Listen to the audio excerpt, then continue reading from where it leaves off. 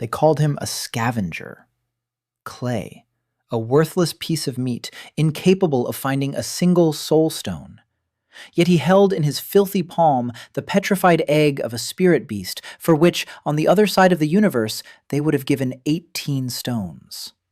And no one in this village even suspected who had come to them. Daniel Han opens his eyes and chokes on the dirt. Above him is a foreign sky, high, pale as faded silk, not Seattle's. 3 teenagers in patched robes stand over him. One kicks a sack of stones and cackles. Daniel doesn't understand a word. And then he understands everything at once, as if someone had flipped a switch in his head. The scavenger, that's what they call him. He's dragged in another sack of worthless rock, not a single soul stone, useless clay. Daniel sits down.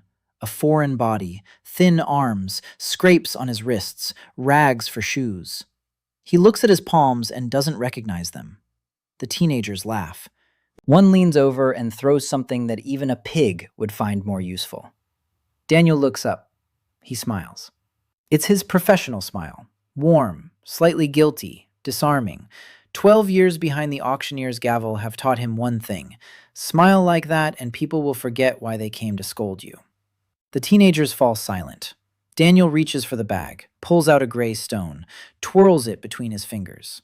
A habit. For 12 years, he'd twirled other people's things in his hands. Grandma's cups, records from garages, porcelain under a layer of cheap paint. And every time, his fingers told him more than his eyes. The stone is warm, too warm for a simple rock. The layers are twisted into a spiral, as if something had grown inside, as if something had once lived inside. He holds the stone, a second, 5, 10, and he sees, not with his eyes, deeper. A product listing unfolds in his mind like on an auction site.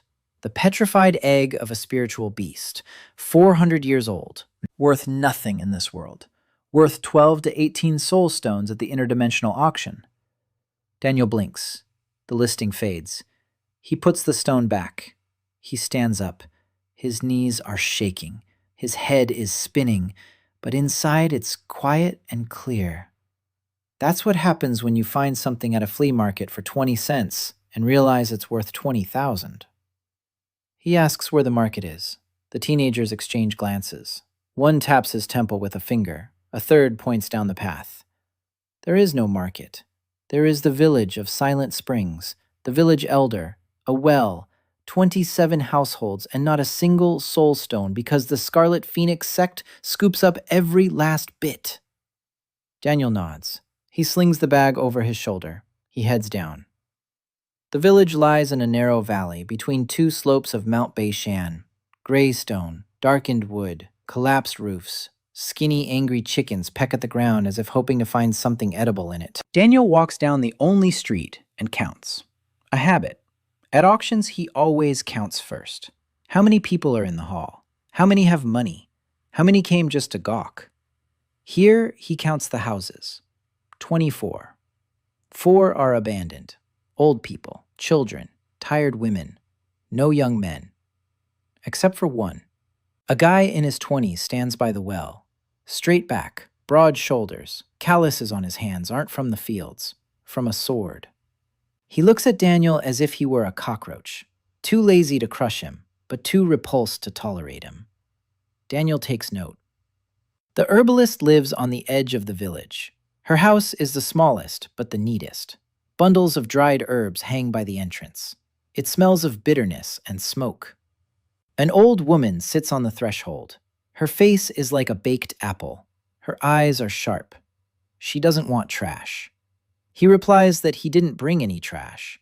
She snaps that everything he brings is trash, because he's clay, and clay never finds anything of value. Daniel sits down next to her, without asking. Another habit. At auctions, the one who sits down first wins. The one who stands asks. The one who sits decides. The old woman's name is Grandma Mei, the only herbalist for 3 villages. Her husband died 15 years ago. Her son died 10 years ago. She has a granddaughter left. The girl is about 6. A cough comes from the house, wet, heavy, a child's. Grandma Mei presses her lips together and turns away. Daniel stands up and goes inside. The girl is lying on a cot, pale. Her cheeks are flushed. Her forehead is beaded with sweat. He touches her forehead. A fever. A high one. He isn't a doctor. He's a merchant. But he knows one thing. When something falls apart before your eyes, you either find a buyer right now or lose it forever. He goes out. Grandma Mei sits just as she was sitting. She isn't crying. She stopped crying long ago. Daniel looks around the yard. He picks up a cracked clay bowl. It's heavy. The glaze has worn away to a pale white. For 30 years, dough was kneaded in it. Every day. By one woman's hands. The datasheet unfolds in his mind. Handmade clay bowl. Age, 40 years. Material value, negligible. Emotional value, critical. Over 10,000 hours of conscious labor by a single owner. Value to a collector of relics, 3 to 7 units. He sets the bowl aside.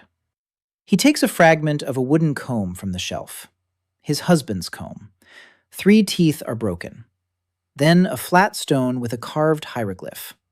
From his son's grave. Grandma Mei wipes it down every morning. Then a pinch of ash from the hearth that never went out a single day. 4 objects. Daniel sits down on the ground. He closes his eyes. Inside his head, a dark plane spins with points twinkling like stars. Each point is a buyer. Thousands of worlds, millions of buyers. And among them, he must find one. The one who needs these 4 things most of all. Daniel assembles the lot. 4 items, each containing a whole life. A bowl where dough was kneaded for the family for 30 years. A comb with which a man combed his wife's hair every morning. A stone from his son's grave, which his mother tended for 10 years. Ashes from the eternal hearth. The buyer is found instantly. A collector from the world of 1,000 sorrows. There, the value of an item is measured by the amount of grief invested in it. There, such things are worth their weight in gold. Daniel names his price. 1 pill of returning breath, the lowest grade. The buyer agrees. The exchange. Daniel opens his eyes. A white pea in his palm. Smooth, almost weightless. He enters the house. He places the pill in the girl's mouth. Grandma Mei freezes in the doorway. She is silent. By dawn, the girl is chasing chickens around the yard. Her cheeks are rosy. Her eyes are clear. She laughs. Grandma Mei falls to her knees. Tears stream down her face. She doesn't understand what has happened. Daniel drinks a bitter brew from a cracked cup and says only one thing to her. No one here knows how to judge things properly. That's all you needed. The old woman stares at him for a long time. She goes into the house. She returns with a hot flatbread. She places it on his lap. She says he's a fool. But a fool who saved her granddaughter can eat her flatbreads as much as he wants. Daniel takes a bite. The flatbread is hard and bland. There's almost no salt. But it tastes like home. A taste he hasn't had in 20 years, not since his grandmother died in Seattle. He chews and watches the girl running. He doesn't know where he is, doesn't know how he got here. He doesn't know how to get back. But he knows one thing. This place is full of things that no one else knows how to appreciate. And he does. And that's enough for now. The day flies by. Daniel walks around the village. He listens. He's always listened more than he's spoken. At auctions, it's not the one who shouts the loudest who wins, but the one who listens most carefully. The village is dying. You can see it without even trying. The fields yield less and less. The spiritual herbs on the slopes of Beishan sprout once every 3 years instead of every season. The earth's veins are drying up. The young people are fleeing to the cities. The old people are waiting. No one knows what they're waiting for. Maybe death. Maybe a miracle. Daniel learns about the Red Phoenix Sect. They control the entire eastern slope of Beishan. Every 3 months, a collector comes, 1/10 of all spiritual materials. If you have nothing to pay with stones. If you have no stones, pay with labor. If you have nothing to pay with at all, the village is declared a chi polluter and purged. The village of Quiet Springs hasn't paid for 2 quarters in a row. Daniel asks when the collector will come. The village elder turns pale. In 3 days. Daniel nods. 12 years behind a hammer taught him this too. A deadline isn't the problem. A deadline is motivation. He returns to Grandma Mei. He sits down on the threshold. He asks her to tell him everything about the Red Phoenix Sect, and about the other sects, and about the soul stones, and about how this world works. The old woman looks at him as if he were crazy. She sighs. She pours him some more herbal tea. She begins to speak. The Juhua continent, the 9 blossoms, 9 great sects. Each holds its own peak and the lands around it. Spiritual chi is the foundation of everything. It is extracted from ores, herbs, and animal cores. Soul stones are condensed chi in solid form. They are used to pay for everything: training, medicine, protection, life. Those without a talent for cultivation are called clay. Clay does not control chi, does not fly on swords, does not ignite fire with a snap of the fingers. Clay digs, hauls, gathers, and dies. Daniel listens, memorizes, sorts it like a catalog, fact by fact. By nightfall, he knows enough. The world is dying. Resources are running out. The sects are preparing for a great war. Small villages will be the first to go under the knife. And he has 3 days. He lies down on a straw mat by the hearth. His granddaughter is already asleep, breathing evenly, healthy. Grandma Mei covers him with an old blanket and calls him Danny. Daniel closes his eyes. He smiles. 3 days. That will be enough for him. The morning of the second day began with a scream. Daniel jumped up on the mat and hit his head on a low beam. A rooster was crowing in the yard, not an ordinary rooster. This one sounded as if someone had stepped on a bagpipe. Grandma Mei was already standing by the hearth. Flatbread, bitter tea. Her granddaughter was sitting on the floor and was drawing on the ground with a stick. Daniel rubbed the bump on his forehead. He stood up. He went out into the yard. The morning air was cold and clear. Mount Beishan loomed over the village like a wall. On its slopes grew trees that Daniel didn't recognize. Their trunks were silvery. The leaves were long and narrow. They swayed in the wind even though there was no wind. Daniel squinted. Then he turned away. 2 days. He had 2 days left. He ate breakfast. The flatbread was just as hard as yesterday. Grandma Mei said there wouldn't be any more because they only had enough flour for a week. Daniel finished his tea. He picked up the bag, the one with the gray stones. He poured the contents onto the ground in front of the house. 32 stones. He began sorting through them, one by one, 10 seconds for each. The cards unfolded in his mind. The first stone, ordinary quartzite, 0 value. The second, sandstone with iron impurities, 0. The third, 0. Fourth, 0. Fifth. Daniel stopped. The stone was slightly darker than the others, slightly smoother to the touch. The card unfolded.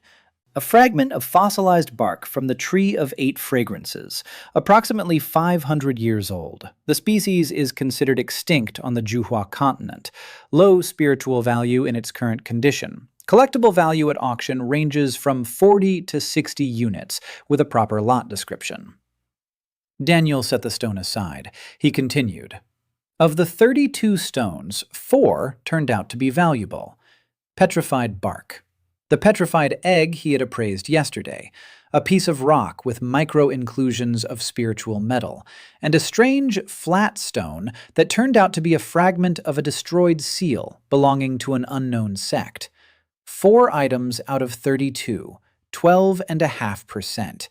At auctions in his past life, this rate was considered excellent. Usually, out of 100 items from a flea market, only 2 or 3 turned out to be valuable. Daniel put the 4 stones into a separate pouch. He stood up. He walked over to the village head. The village headman of Silent Springs was a thin man in his 60s. His name was Yun Bo-hai. He was sitting in his house on the only chair, drinking something cloudy from a clay mug. His eyes were those of a man who had long since stopped waiting for good news. Daniel entered. He sat down on the floor. He asked exactly what the village owed the Red Phoenix Sect. Yun Bo-hai looked at him with a sorrowful expression. 120 soul stones, 2 installments of 60, plus a late fee, another 30, a total of 150. The village had 0. Daniel nodded. He asked what would happen if they didn't pay. Yun Bo-hai answered with a single word: purge. He said it as matter-of-factly as if he were talking about rain. Daniel asked if anyone from the sect had come by before. Bo-hai said a collector had come 6 months ago, lowest rank, an outer disciple, took everything there was, 8 stones. He laughed, said that next time, more serious people would come. Daniel asked who commanded the punitive squads in this area. Yun Bo-ha paused.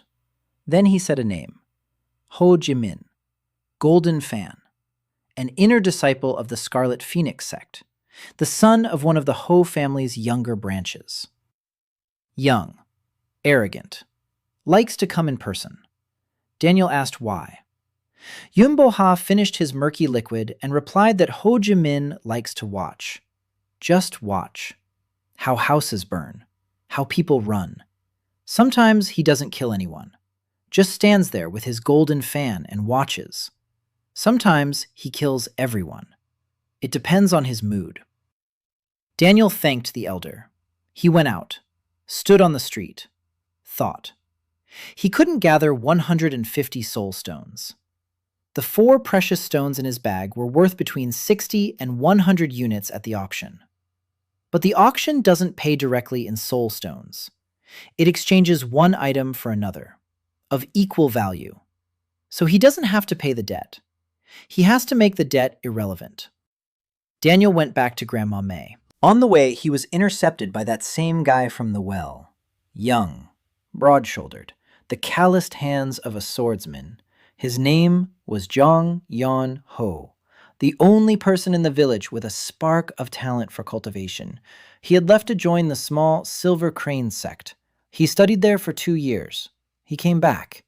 He didn't say why he'd returned, but from the way he clenched his jaw at the mention of the sect, Daniel understood.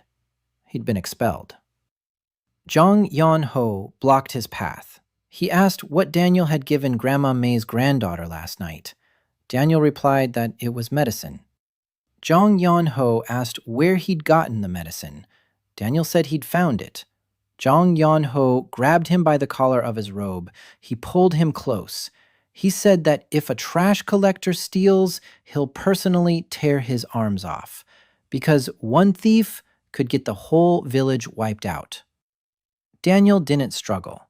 He looked Jeong Yeong-ho in the eye, calmly, without fear, not because he was brave, because in 12 years at auctions, he had seen hundreds of enraged customers, men who thought they had been cheated, women who screamed that the price was too low, collectors who threatened to take them to court. Daniel had learned one thing. An angry person wants you to be afraid. If you aren't afraid, they have nowhere to direct their anger. It starts to get in their own way. Jeong Yeong-ho was holding him by the collar. Daniel said nothing. 10 seconds later, Jeong Yeong-ho loosened his grip. He stepped back. He spat. He said he was watching him. He left. Daniel straightened his robe. He walked on. At Grandma Mei's house, he sat down on the threshold. He took out a flat stone, a fragment of a seal from an unknown sect. He held it for 10 seconds. The card unfolded to reveal more details. The seal belonged to the Azure Lotus Abode sect, one of the 9 great sects. Their territory began beyond the western ridge of the Beishan Mountains. It was a diplomatic seal. Such seals were affixed to documents of patronage. A village or school bearing such a seal was under the protection of the Lotus Abode, and no other sect could touch it. The seal was broken. But Daniel turned the stone between his fingers. Half a character on the chip. The carving style, the age. It was a genuine seal, not a forgery. Someone had broken it intentionally at some point, to remove the village's protection, to make the village accessible to the Scarlet Phoenix Sect. Daniel closed his eyes. He entered the auction space, a dark, endless plain. Flickering dots. He formulated a request. I need a document, a pass or a charter confirming the Azure Lotus Abode sect's patronage over the settlement near Mount Beishan. Authentic or legally indistinguishable from the original. For the village of Quiet Springs, so they can survive until next season. The auction flickered. The request was being processed. Then the response came. One lot available. A charter of temporary patronage from the Azure Lotus Abode, valid for 1 year. Legally valid if the original seal, or a fragment of it comprising at least 30%, is present. The exchange cost is equal to a fragment of the Azure Lotus Abode seal, plus 1 item of emotional value no lower than average. Daniel opened his eyes. He has a fragment of the seal. It is exactly 30%. As if someone had deliberately left exactly as much as was needed.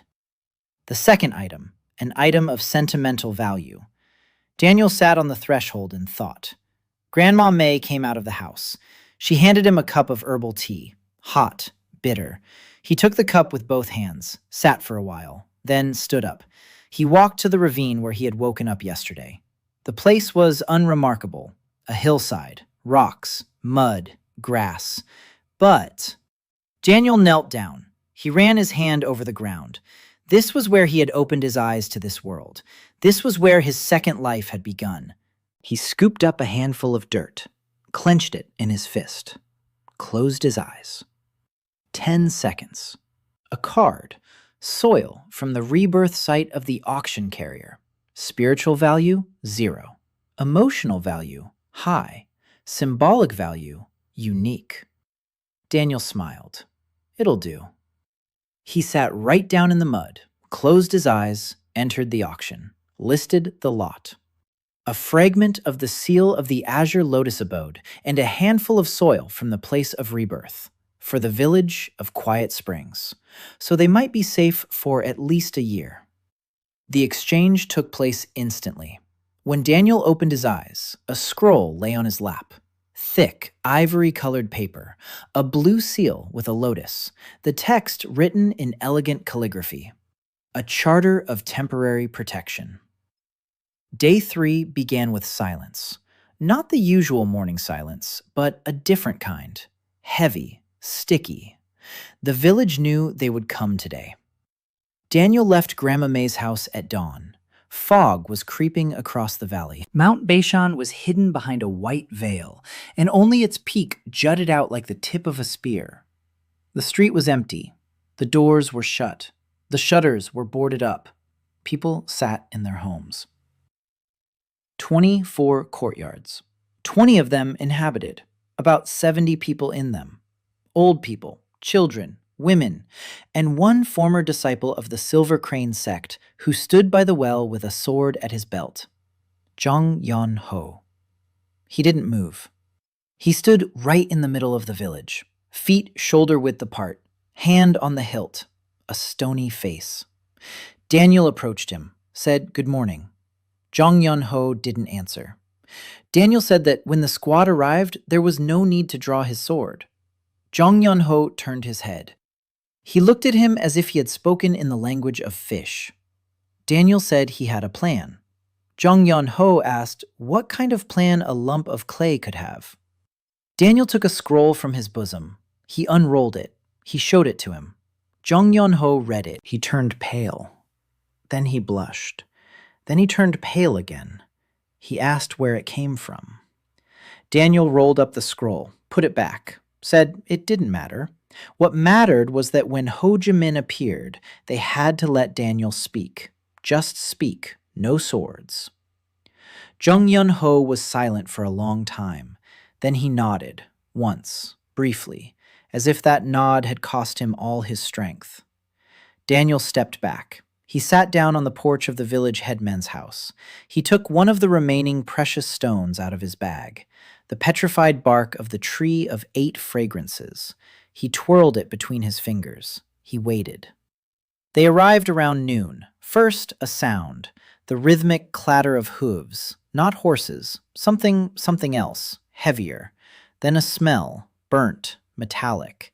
Then a shadow. 5 figures on the road, 4 in red robes with a phoenix embroidered on their chests, swords at their belts, their faces covered by masks. The 5th walked in front, unmasked, young, about 25, handsome, fine features, long hair tied in a high knot, pale skin, eyes black and shiny like wet stone. In his right hand, a golden fan, opened, glittering in the sun. Ho Chi Minh, the golden fan. He walked unhurriedly, every step precise, calibrated, like a dancer, or an executioner. He entered the village and stopped. He looked around. He smiled. The smile was beautiful and completely empty, like the window of a store that had long since closed. 4 men in red robes stood behind him in a semicircle. Silence. Daniel sat on the porch of the village headman's house. He didn't stand up. He didn't bow. He watched. Ho Jimin noticed him. He tilted his head, like a bird that had spotted something interesting on the ground. He approached. The fan swayed rhythmically in his hand. He said he hadn't seen that face here before. Daniel replied that he was new. Ho Jimin asked, "New to what?" Daniel said, "New to the village." Ho Jimin laughed, a quiet, melodious laugh. He said it was funny. Usually people leave the village. And here, someone had come. To a place that might cease to exist in an hour. Daniel shrugged. He said he was a commodity expert. He appraised things. And that the village seemed undervalued to him. Ho Jimin stopped laughing. He looked at Daniel more closely. The fans stopped. Daniel didn't look away. Everything inside him tightened. Fear. Real, primal fear. This man could kill him with a single movement. Daniel understood that. But at auctions, rule number 1 goes like this. Never show the seller that you want his item. Otherwise, the price will double. Ho Jimin closed his fan. He snapped it against his palm. He asked where the village head was. Young Bo-hai emerged from the house behind Daniel. Pale, shaking. He fell to his knees. He began to speak. Something about a poor harvest, about disease, about how they would give everything they could find. Ho Jimin listened with a slight smile. Then he raised his hand. Young Bo-hai fell silent. Ho Jimin said the village was in debt. 150 soul stones. That's a lot. That's a great deal for a village that produces nothing but filth and cripples. He said he would justly clear this territory, return the land to cultivation, allow the qi to flow freely without obstruction from human refuse. He spoke calmly, beautifully, like a poet reciting verses about the sunset. And therein lay his true horror. Daniel stood up, slowly. He pulled the scroll from his bosom, unrolled it, held it out to Ho Jimin. He spoke a single sentence. The village of Silent Springs is under the protection of the Azure Lotus Abode. Silence. Absolute. Even the chickens fell silent. Ho Jimin took the scroll. He looked at it. His face didn't change, not a single muscle. He read slowly. Then he turned it over. He looked at the seal, rubbed it with his finger, brought it to his nose, sniffed it. Daniel stood and waited. His heart was pounding. The document was genuine. The auction house doesn't deal in fakes. But Ho Jimin could have cared less about the document. He could have torn it up. He could have killed everyone and claimed there was no document at all. But Daniel knew something. At auctions, there is one type of buyer who cannot be deceived, but he can be stopped. This is the buyer who doesn't want the item. He wants the process of buying. He likes to haggle. He likes to win. And if you offer him an item that can't be bought, he doesn't get angry. He gets interested. Ho Jimin rolled up the scroll. He looked at Daniel. His eyes were shining, not with anger, with curiosity. He asked where the clay in that forgotten village. Daniel replied that he had found it. Ho Jimin said that didn't happen. Daniel said it did if you knew where to look. Ho Jimin laughed. This time the laugh was different, not hollow. There was something alive in it, something dangerous. He tossed the scroll back to Daniel. He said the letter was genuine. The seal was genuine. The Red Phoenix Sect wasn't at war with the Azure Lotus Abode over a village of 20 old men. Not yet, anyway. He turned to his 4 companions. He nodded. They turned around. They walked back down the road. Ho Jimin lingered. He looked at Daniel over his shoulder. The fan opened. The gold plates glinted. He said he would remember that face. Then he left. Daniel stood there. His legs were buckling. His hands were shaking. He shoved the scroll back into his bosom. He sat down on the porch. He inhaled. He exhaled. Young Bohai was still kneeling. His mouth was open. His eyes were as wide as saucers. People began peeking out of their houses. 1 woman, 2, an old man with a cane, children. Grandma Mei stood at the end of the street with her granddaughter in her arms. She was looking at Daniel. Jeong Yeong-ho stood by the well. His hand was still on the hilt, but his face was different, not stony, confused, like a man who had prepared to die, but death had passed him by. Daniel looked at them all. He smiled. That very smile, warm, slightly guilty, and he asked if anyone had any tea. Because his hands were shaking, and he needed something hot. Grandma Mei snorted. She went to make some. Daniel sat on the porch and watched the fog lift over the village of Quiet Springs. The village had survived. For a year. 1 year. Over the course of this year, he had to make sure it would never again be a village that could be wiped out. But that was tomorrow. Today was just tea. In the evening, the village came alive. It wasn't celebrating. They hadn't celebrated here in a long time. But something had shifted. People were coming out of their houses, talking, looking at Daniel. Some with suspicion, some with hope, some with fear. Yun Bohai came to Grandma Mei. He sat down next to Daniel. He was silent for a long time.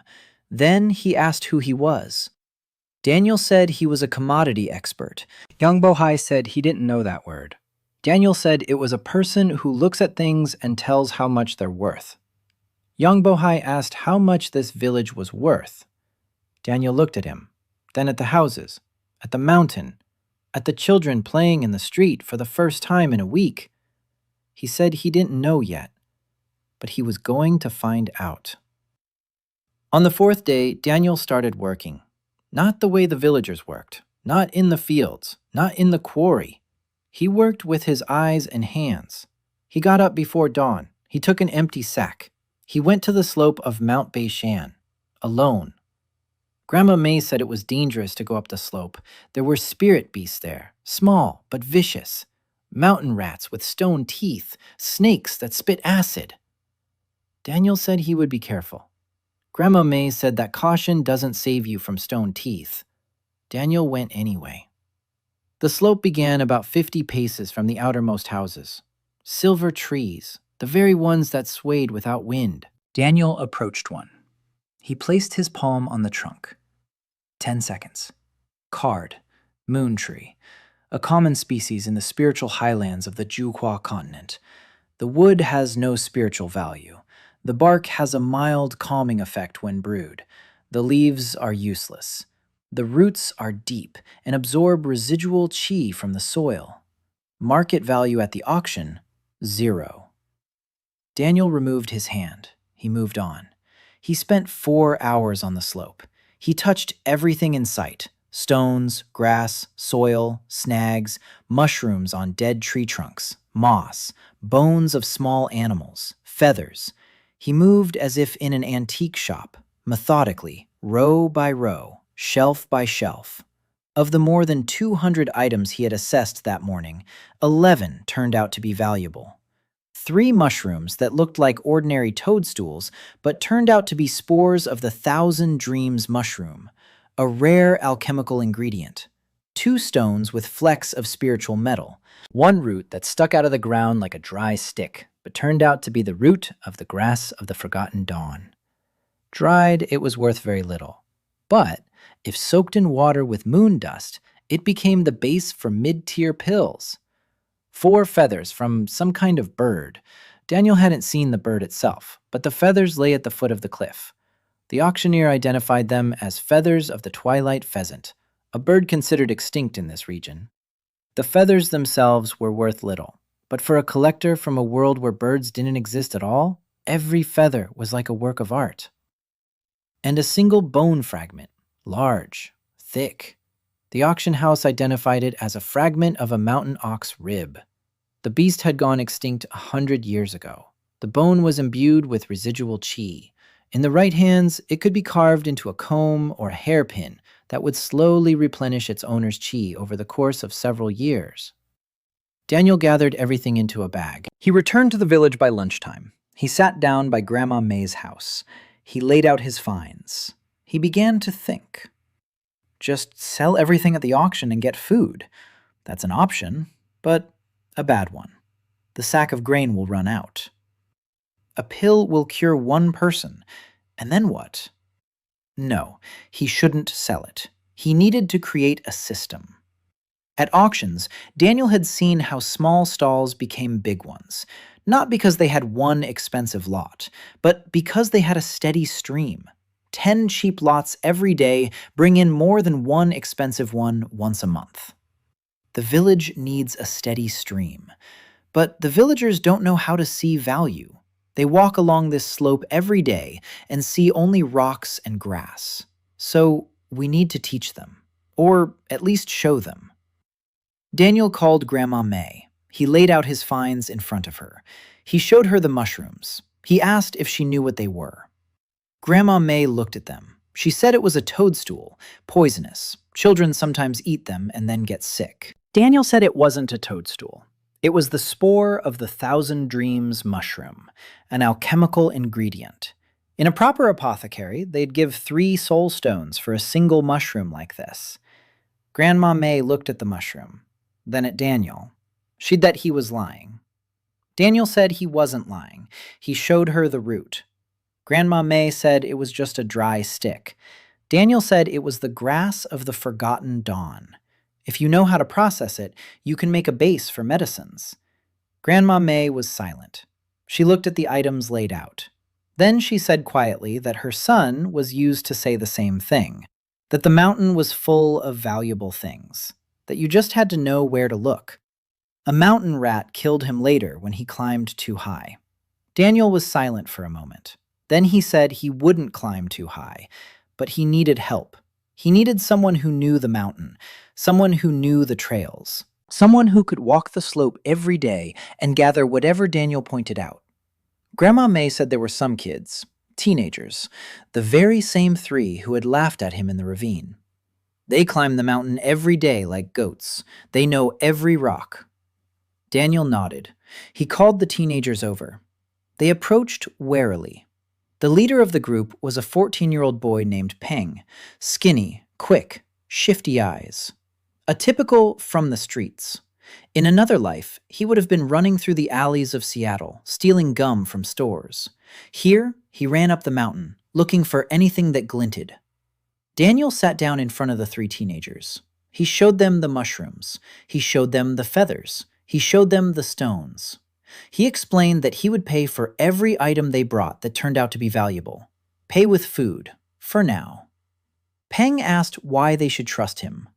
Daniel pulled a petrified egg out of his bag, the very one from the first day. He held it for 10 seconds. Then he said, "This is the petrified egg of a spirit beast. It's 400 years old. It was lying in a ravine by the trail you walk every day. None of you picked it up. And if you had picked it up and taken it to the city, they would have given you 50 soul stones for it. Pen opened his mouth, closed it, opened it again, asked how Daniel knew that. Daniel smiled. He said that was his job, to know how much things were worth. The teenagers exchanged glances. Pen nodded. They went up the mountain that very hour. By evening, they brought back 2 sacks. Daniel sorted through them. Most of it was junk, but 4 items turned out to be valuable.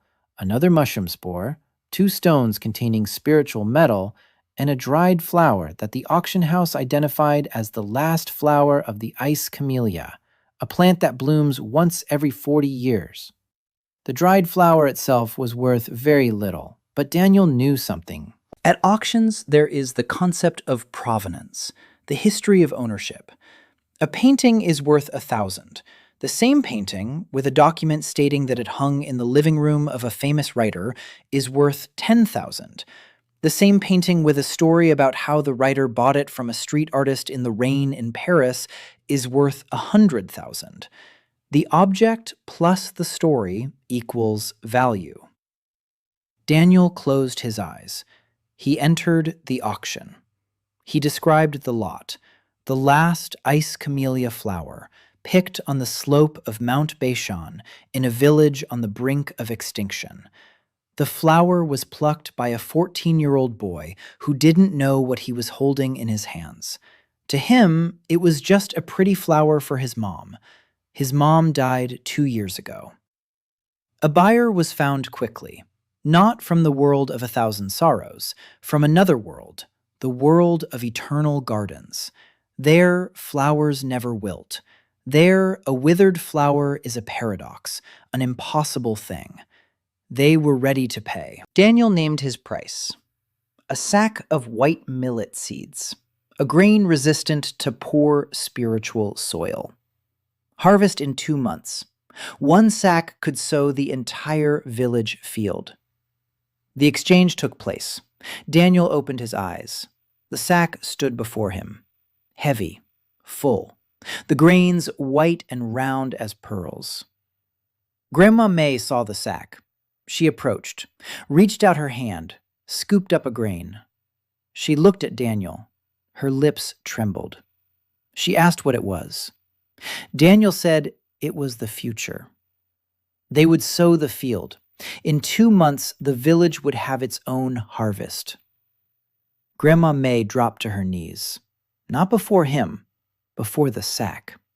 She pressed a handful of grain to her chest. Daniel turned away, not because he didn't want to see, because there are moments that belong only to the person experiencing them. Jeong Yeong-ho stood to the side. He watched. He was silent. Daniel saw him out of the corner of his eye. His face was complex.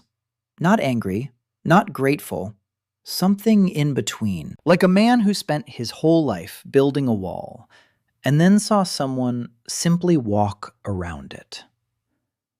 The next day, Daniel got up before dawn again. But this time, he didn't go up the mountain.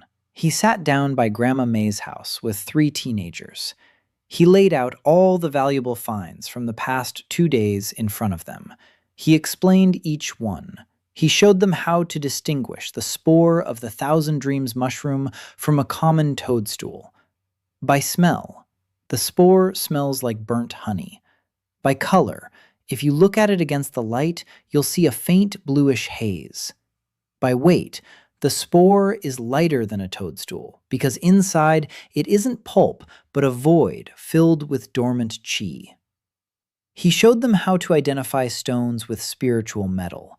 By sound, tap 2 stones together. An A, normal stone, makes a dull thud. A stone with spiritual metal rings out, thin and clear. Peng listened. His eyes burned. The other 2 teenagers did too. These were children who had been told their whole lives that they were useless, that they were clay, that nothing depended on them. And then a man came and said that gold lay beneath their feet. They just had to bend down and pick it up. They went up the mountain. Daniel stayed behind. He had another task. He went to the village elder. Yun Bo-hai was sitting in his chair, drinking a murky liquid. Daniel sat down across from him. He said the village had a year of protection. During this year, 3 things needed to be done. First, sow the field with a new grain. Second, organize the collection of valuable materials on the mountain. Third, open a trading post. Not in the village. No one comes to the village. At the fair at the foot of the mountain. Grandma Mei told him about the fair. Once every 10 days, at the crossroads at the foot of Beishan, peasants from the surrounding villages gather. They trade in small goods, food, cloth, sometimes cheap, low-grade pills from traveling merchants. Young Bohai listened. He was silent. Then he asked why. Why all this? The certificate protects them for a year. In a year, they'll come again. And then no fair will help. Daniel looked at him. He said that in a year, the village would have soul stones. There would be goods. There would be connections. In a year, the village of Silent Springs would cease to be a village to be pitied. It would become a village that it would be profitable not to touch. Young Bohai finished his drink. 10 days later, Daniel was standing by the side of a dusty road at the foot of Mount Beishan. A mat lay before him. On the mat were 4 items. 3 spores of the Thousand Dreams mushroom in small clay dishes, and 1 stone with flecks of spiritual metal on a stand made of moon tree bark. This was his stall. The fair at the foot of the mountain was not a fair in the sense that Daniel knew it. No tents, no signs, no organization, just a patch of trampled earth at the crossroads where 2 roads converged into one. About 30 peasants from the surrounding villages. They spread rags on the ground. They laid out their wares. Turnips, salted fish, ropes, coarse canvas, hoes with jagged blades. Everything was gray. Everything was shabby. Everything reeked of sweat and exhaustion. Buyers wandered between the rows, just as gray and tired. No one had any money. They traded by barter. Fish for rope. Rope for a hoe for a sack of turnips. Daniel stood by his mat, waiting. Pen stood nearby, serious, alert. He'd asked to come along himself, said he wanted to watch Daniel trade. Daniel let him. Auctions often took on apprentices. The best way to teach is to let them watch. For the first hour, no one approached.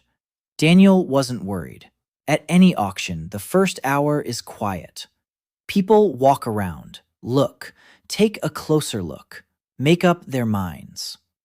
Then an old man approached, skinny, hunchbacked, with a canvas bag slung over his shoulder. He looked at the spores, asked what they were.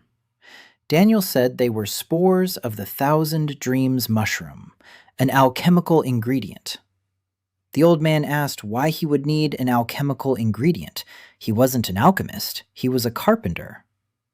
Daniel asked what was hurting him. The old man was surprised. Then he said his back. It had been years it's been hurting. Daniel nodded. He said that when brewed correctly, the spore of the Thousand Dreams mushroom produces a decoction that relieves muscle tension for 3 days. It doesn't cure, but it provides relief. 3 days without pain. The old man looked at the spore with a different expression. He asked the price. Daniel said 1 soul stone or an equivalent exchange. The old man said he had no soul stones. He only had a tool. He took a chisel out of his bag, an old one. The blade was worn down almost to the base. The handle was polished to a shine by his palms. Daniel took the chisel. 10 seconds. Card. Hand-forged chisel, about 40 years old. Maker unknown. Blade made of common iron. Spiritual value, 0. Emotional value, average. 20 years of continuous use by a single owner. At auction, it's worth 1 to 3 units, depending on the buyer. Daniel conceded the argument to the old man. He took the chisel. The old man left, satisfied. Penn looked at Daniel in bewilderment. He asked why he wanted an old chisel. Daniel said that the chisel wasn't just a chisel. It was the story of a man who had worked for 20 years without ever resting, and that in one of the auction's worlds, there were collectors who, for such a story, would pay 10 times the value of the item worth 10 times as much. Peng blinked. He didn't understand. Daniel said he would understand later. The second buyer arrived an hour later, a woman in her 30s, tired eyes, hands red from washing clothes. She looked at the stone containing spiritual metal. She asked what it was. Daniel explained. The stone contains micro-inclusions of spiritual iron. If you take it to a good blacksmith in town, he'll smelt a small ingot from the stone. From the ingot, you can make a knife that will stay sharp for 10 years. The woman asked the price. Daniel said 3 soul stones. The woman shook her head. She turned to leave. Daniel asked what she did for a living. The woman stopped. She said she did laundry. For the wealthy households in the village of Qinghe. Daniel asked what she needed most. The woman said soap. Good soap. The kind that doesn't eat away at your hands. Daniel nodded. He said the stone could wait. But if she came to the next fair and brought him something unusual from Qinghe village, anything that seemed strange or old or out of place to her, he would look at it. And if it was valuable, he would trade it for soap. Good soap. The woman looked at him for a long time. She nodded. She left. Peng asked why Daniel was doing this. Why was he letting a customer leave without paying? Daniel said he wasn't letting her go. He was hooking her. At auctions, they call it a funnel.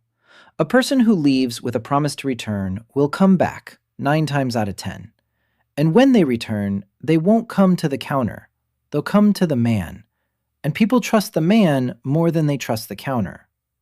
By noon, Daniel had sold 2 of the 3 spores. For one, he received a chisel. For the other, a bundle of dried herbs that the auction identified as midnight lotus leaves, a rare item. The man who brought them used them to stoke his stove. He didn't know he was holding an ingredient worth 20 soul stones on the open market.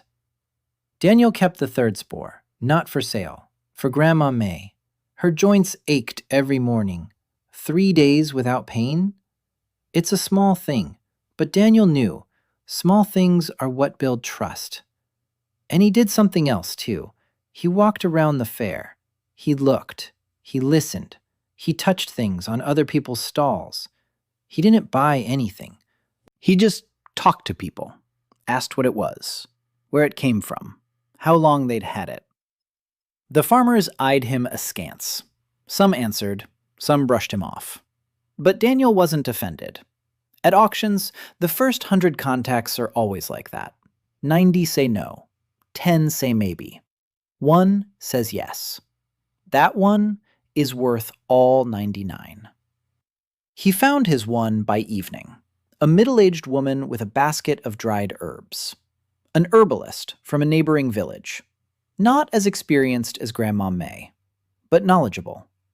Daniel sat down next to her. He asked if he could look at the goods. She let him. He sorted through the herbs. Most of it was ordinary. Bitter leaves, dried wormwood, roots used for colds. And one bundle that wasn't what it seemed. The auctioneer identified it as silver wormwood stems, a herb that grew only in places where earth veins once were, where qi flowed. The herb itself had no medicinal properties, but it pointed to something more important. If silver wormwood grows nearby, it means there are still remnants of qi underground. The vein isn't dead at all. It was sleeping. Daniel bought the bundle for the last spore of the Thousand Dreams mushroom. The herbalist was surprised. She said these stems were worth a handful of copper coins. Why was he paying for them what was worth 3 soul stones? Daniel said it all depended on who needed it. The herbalist shook her head. She left. She decided he was a weirdo. Daniel returned to the village by nightfall. He sat down by Grandmother Mei's hearth. He placed the bundle of silver wormwood in front of him. He looked at it. He thought, if there is a dormant earth vein beneath the village of Silent Springs, that changes everything. A dormant vein can be awakened. Not him. He is clay. He has no qi. But if he finds the right cultivator, or the right artifact, or the right trade. He looked at Jeong Yeong-ho. He was sitting outside his house across the street, sharpening a sword, slowly, methodically, a whetstone against the blade, over and over. The only person in the village with a spark of talent for cultivation. Disgraced, angry, proud, useless in his own opinion. Daniel stood up. He walked over. He sat down next to him. Jeong Yeong-ho didn't look up. He kept sharpening. Daniel asked why he had returned from the Silver Crane Sect. Jeong Yeong-ho was silent for a long time, stone against the blade, once, twice, 3 times. Then he said they had expelled him. For weakness. His qi was unstable. It would flare up and then die down. The mentor said he was like a candle in the wind. It was a waste of resources. Let him go home. Dig the earth. That's more useful. Daniel nodded. He asked if Jeong Yeong-ho could sense qi in the ground. Jeong Yeong-ho looked up. For the first time ever, he looked at Daniel without hostility, with surprise. He said yes. That's the only thing he's good at, sensing where there's qi in the ground and where it's empty. His mentor said it was a useless talent, that a warrior doesn't sniff the ground but cuts down enemies. Daniel smiled. He handed him a bundle of silver wormwood. He asked if he could sense anything. Jeong Yeong-ho took the stems. He twirled them in his hands. He closed his eyes. Then he opened them, abruptly, wide. He looked at Daniel. He said there was a trace in these stems. Faint, almost dead, but it was there. Where were they from? Daniel said from the surrounding area. He asked if Jeong Yeong-ho could find the place where they grew. Jeong Yeong-ho looked at the blue, then at Daniel. He said he could. But why? Daniel replied that if they found the place where they grew, they could find the sleeping earth vein. Jeong Yeong-ho was silent. Daniel said that the man who would awaken the sleeping vein and restore qi to the earth around the village would not be a candle in the wind. He would be the man who lit a fire where everyone thought there would be no more fire. Jeong Yeong-ho clenched the stems in his fist. He turned away. Daniel saw his shoulders tremble. He stood up. He walked over to Grandma Mei. He didn't look back. There's another rule at auctions. When you see that a person is ready to make a decision, walk away. Don't pressure them. Don't rush them. Let them come to yes on their own. In the morning, Jeong Yeong-ho stood at the threshold of Grandma Mei's house, with a bundle of silver wormwood in his hand. He said he would go look for it. Daniel nodded. He handed him a flatbread. Jeong Yeong-ho took it. He looked at it, then at Daniel. For the first time, he almost smiled. Then he turned and walked up the slope, with the quick, light step of a man who, for the first time in a long while, knows where he's going. Daniel stood and watched him go. He drank bitter tea. Grandma Mei stood nearby. She said he was a dangerous man. Daniel asked why. She said it was because he made people hope, and hope in this world is worse than poison. Those who hope fall harder. Daniel finished his tea. He set down the cup. He said that in that case, he would make sure there was nowhere to fall. Jeong Yeong-ho returned 2 days later, dirty, scratched up, with a torn sleeve, but his eyes were burning. He had found it. The Earth's lifeline lay beneath the eastern slope of Beishan, an hour and a half's walk from the village. Not deep, 20 meters under a rock. It wasn't dead. It was sleeping. Jeong Yeong-ho said the qi there was like embers under ash. If you blew on it the right way, it would flare up. Daniel sat on the threshold of Grandma Mei's house and listened. He asked what it meant to blow on it the right way. Jeong Yeong-ho sat down beside him. For the first time, he sat beside him instead of standing over him. He explained, "To awaken a dormant vein, you need a cultivator no lower than the 3rd level. Jeong Yeong-ho was at the 1st level, unstable. His chi fluctuated. He could sense the vein, but couldn't reach it. It was like hearing a voice behind a wall, but not having the strength to break through it." Daniel nodded. He asked what a 3rd level cultivator of the 3rd level to agree to help. Jeong Yeong-ho looked at him as if he were crazy. He said that a 3rd level cultivator is an inner disciple of a great sect. Such people don't talk to villagers. They fly on swords. They live in floating pavilions. They drink dew from mountain peaks. Why would such a person bother with a forgotten village? Daniel said it was his problem. Jeong Yeong-ho snorted. Then he asked quietly, "What if his chi became stable? What if he himself reached the 3rd stage? Would he be able to then?" Daniel looked at him. He asked what he needed for that. Jeong Yeong-ho was silent. Then he said, "A foundation strengthening pill, medium grade. It stabilizes the chi channels. After taking it, a candle in the wind will stop flickering and burn steadily. But a single pill like that costs 200 soul stones." At the auction for low-grade materials, outer disciples from mid-tier sects fight over it. A village boy doesn't stand a chance. Daniel closed his eyes. He entered the auction. A dark plain, flickering dots. He formulated his request. A foundation strengthening pill, middle grade, for Jeong Yeong-ho from the village of Quiet Springs, so he could stabilize his channels and awaken the earth vein. The auction flickered. The response didn't come immediately. The exchange cost is high. A mid-grade pill is a serious commodity. Daniel must offer something of equal value. He mentally went through his supplies. An old carpenter's chisel, midnight lotus leaves, a petrified spirit beast egg, a fragment of mountain ox bone, twilight pheasant feathers, stones containing spirit metal.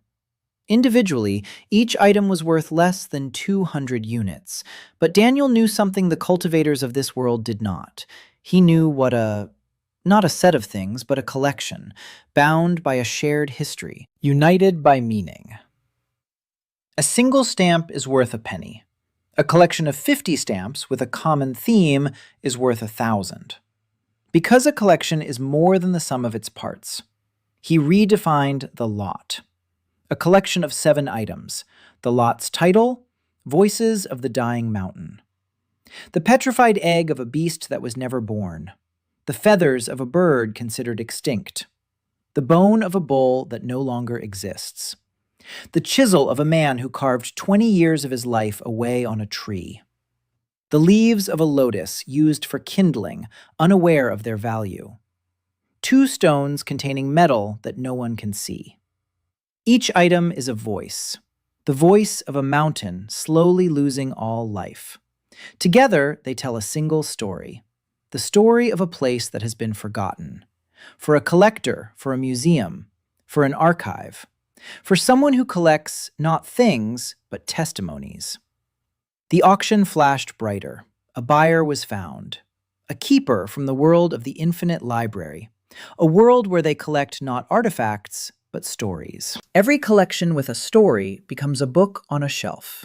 7 items, 7 voices, 1 story. The keeper was ready to pay. A foundation strengthening pill, middle grade, plus a bonus. A small scroll with meditation techniques for unstable channels. Lowest rank, but better than nothing. Daniel agreed. The exchange took place. He opened his eyes. On his lap lay a pill the size of a pinky fingernail, golden, with fine veins inside, and a scroll rolled into a tube. Jeong Yeong-ho sat nearby, watching. Daniel held out the pill to him. Jeong Yeong-ho didn't take it. He moved away, asked what it was for. Daniel said it was for nothing, for the vein, for the village, for the people who live here. Jeong Yeong-ho said he didn't deserve it, that he'd been kicked out of the sect like a dog, that he was weak, that the pill was worth a fortune, and wasting it on a candle in the wind was madness. Daniel placed the pill on the ground between them. He placed the scroll next to it. He said one thing. You weren't kicked out because you're weak. You were kicked out because they didn't know what to do with you. But I do. Jeong Yeong-ho stared at the pill for a long time. His hands clenched into fists. Then he unclenched them. He picked it up, swallowed it, closed his eyes. Daniel saw a tremor run through his body, small, quick, like ripples on water. Then Jeong Yeong-ho's face smoothed out. He opened his eyes. They were different, not angry, not confused, clear. He said that his qi had settled, for the first time in his entire life. It wasn't racing. It wasn't jumping. It was burning. Steady and quiet, like a candle in a windowless room. Daniel smiled. He said that a candle in a windowless room was exactly what was needed to light a fire underground. Jeong Yeong-ho stood up. He bowed, deeply, by the book, just as a student bows to a mentor. Daniel said there was no need, that he wasn't a mentor, that he simply sees things. Jeong Yeong-ho straightened up. He said that was exactly why. Because Daniel sees what others don't, including what's inside him. For the next 3 days, Jeong Yeong-ho meditated. He sat on the edge of the village, facing the mountain. He didn't move. He didn't eat. He drank only the water that Grandma Mei brought him. The scroll with the meditation technique lay open before him. Daniel didn't interfere. He was busy with other matters. He sent Pan and 2 teenagers up the mountain on a new mission, to look not only for valuable items, but also for traces. Traces of people, old trails, abandoned campsites, remains of buildings. Peng asked why. Daniel said that if people had lived on the mountain, people had lived there, they would have left things behind. And old things are worth more than new ones. Pan left. Grandma Mei sat on the doorstep and rolled balls of rice flour. Her granddaughter was helping, or rather getting in the way. But Grandma Mei didn't scold her. She had stopped scolding altogether after her granddaughter recovered. Daniel sat down next to her. He helped shape the dough. His hands remembered. His grandmother in Seattle used to make mandu on the weekends. The same motions: press, turn, pinch. Grandma Mei looked at his hands. She said he was shaping them like someone who had done this before. Daniel said he had, a long time ago, somewhere else. Grandma Mei didn't ask where.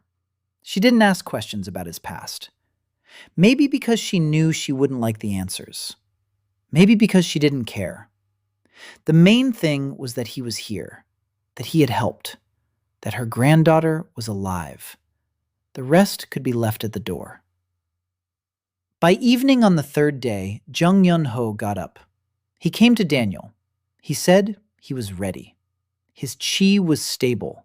He could sense the earth better than before, much better.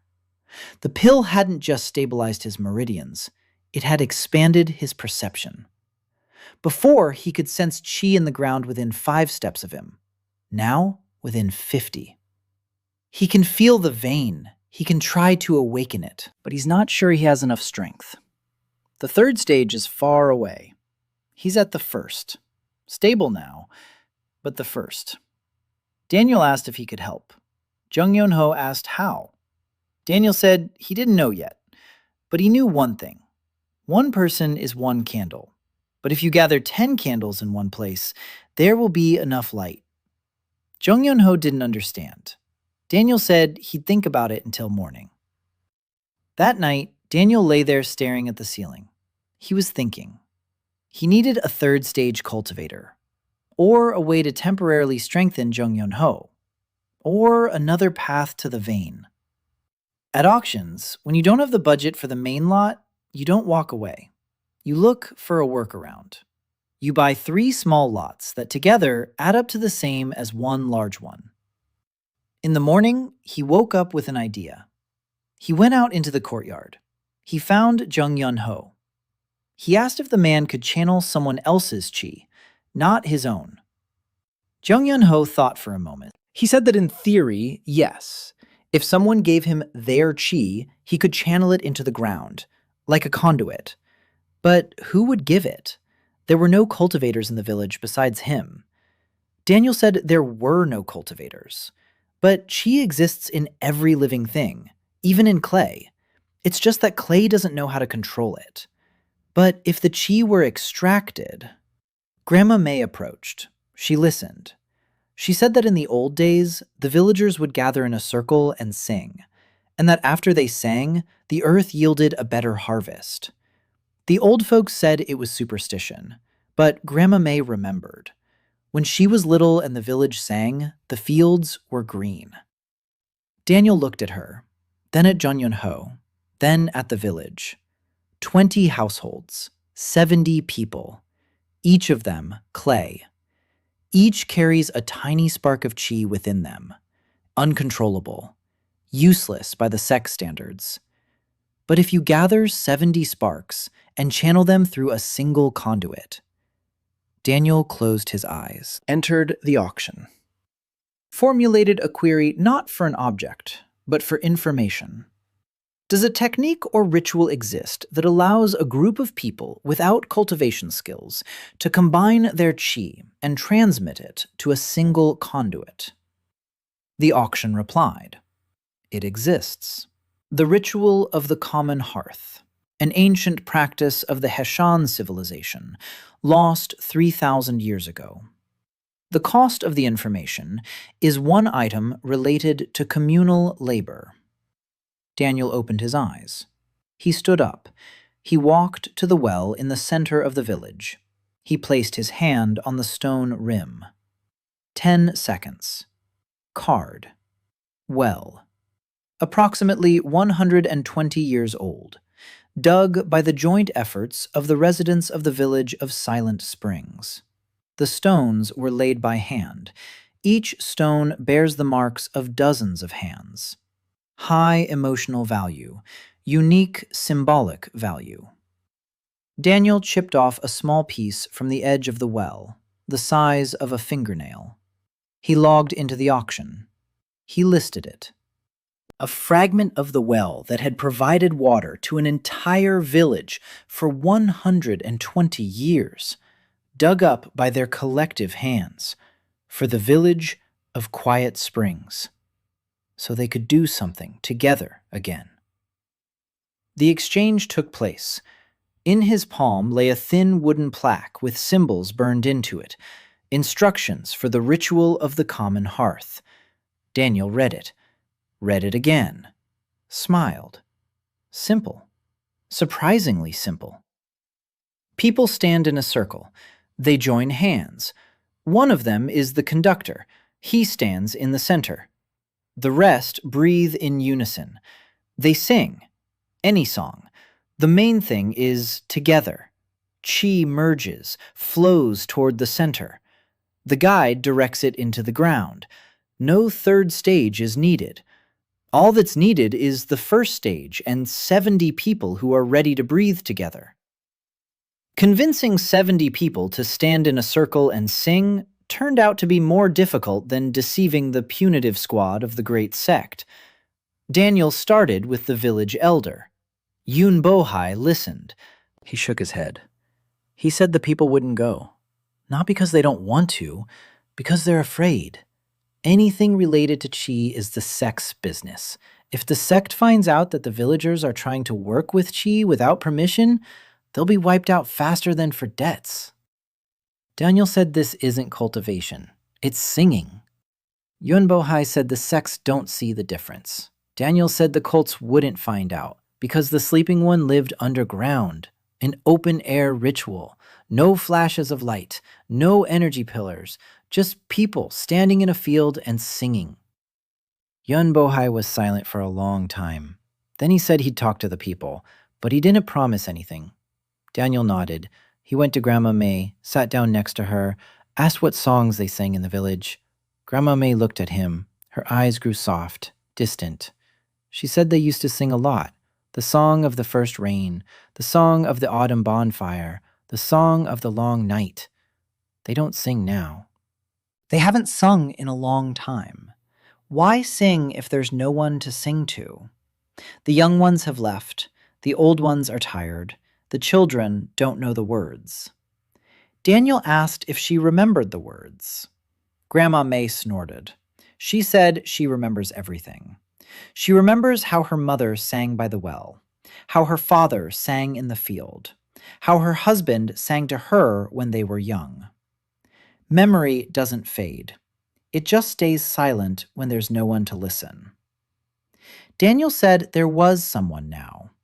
It took 2 days of persuading her. Daniel didn't pressure her. He walked around the yards. He talked.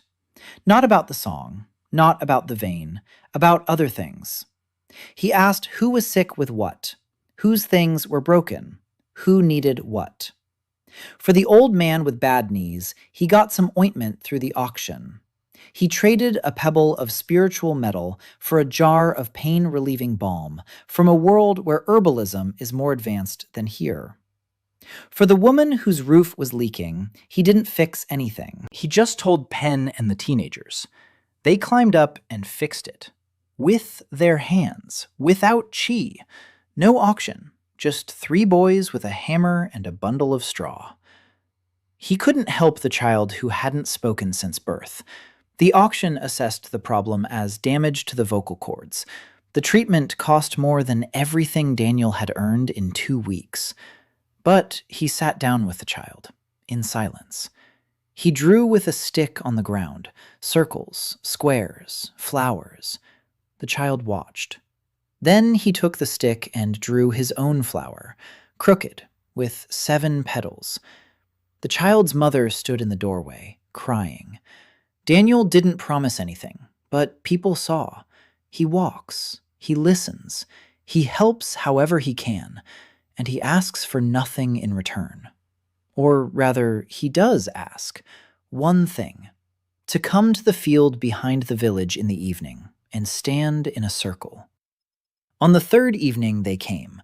Not everyone, 43 people out of 70. The rest watched from afar, from windows, from behind fences. They were afraid. But they were curious. Jeong Yeong-ho stood in the center, barefoot, wearing only a shirt. His face was calm. 43 people stood around him. Grandma Mei was the first to stand, her granddaughter behind her. Behind her, Yun Bo-hai. Behind him, Peng and the teenagers. Then the rest. Old people, women, children. Some held hands tightly. Others barely touched their neighbors' fingers. Grandma Mei began to sing, softly, the song of the first rain. A simple melody, 3 notes up, 2 down, 3 up again, like rain on a roof. Drip, drip, drip. Silence. Drip, drip, drip. Daniel stood to the side, watching. He couldn't join the circle. He was the auctioneer, not a participant. His job was to arrange the lots. The buyers would do the rest. At first, nothing happened. People sang, hesitantly, out of tune. Some forgot the words. Some lost the rhythm. Grandma Mei sang steadily, like a beacon. The others followed her lead. After a minute, the voices began to blend. Not all at once, one by one, like streams finding a common channel. Jeong Yeong-ho stood in the center with his eyes closed. Daniel saw his hands begin to tremble, slightly, quickly. Then the trembling subsided. His face relaxed. He exhaled. He slowly crouched down. He placed his palms on the ground. The singing continued. Grandma Mei led the way. The voices grew stronger. The children picked up the melody. They didn't know the words, but they caught the tune. 3 notes up, 2 down. Simple, like breathing. Daniel didn't feel the chi. He was clay. But he saw something else. He saw people standing together. For the first time in years, he saw the old woman singing, tears streaming down her face. He saw the boy, Peng, squeezing his neighbor's hand so tightly that his knuckles turned white. He saw Yun Bo-hai singing with his eyes closed, his lips trembling. It wasn't magic. It was something older than magic. Jeong Yeong-ho opened his eyes, abruptly. He said one word, "There." The earth beneath his palms cracked. Not wide, a thin crack. Steam rose from it, warm, smelling of earth and something sweet, like honey, like spring. The people fell silent. They watched. The crack widened. A greenish light stretched out from it, dim, barely noticeable, but it was there. Jeong Yeong-ho pressed his palms deeper, his face tense. The veins in his neck bulged. He directed his chi downward.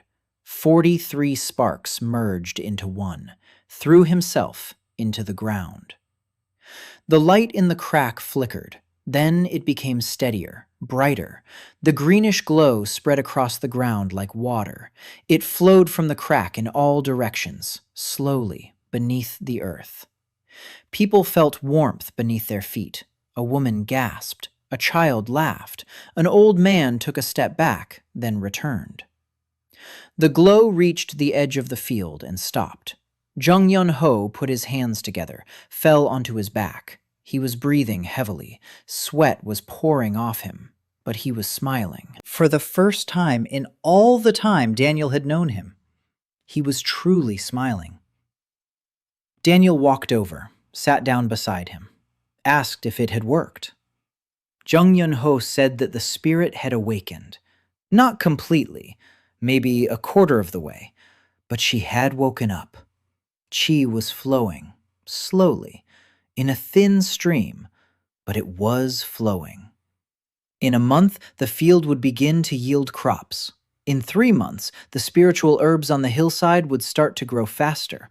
In 6 months, the village would stand on living earth. Daniel nodded. He looked at the people. They were standing in the field. They were looking at the greenish light that was slowly fading into the earth. They were silent. Then Grandmother Mei did something she hadn't done in many years. She began to sing again. Not the song of the first rain, another one, the song of the autumn bonfire. Slow, warm, like embers. And one by one, voices joined in. Not for the ritual, just because. Because they wanted to sing. Daniel sat next to Jeong Yeong-ho on the warm ground and listened. For the first time in all his time in this world, he thought that maybe this wasn't a punishment. Maybe it was a gift.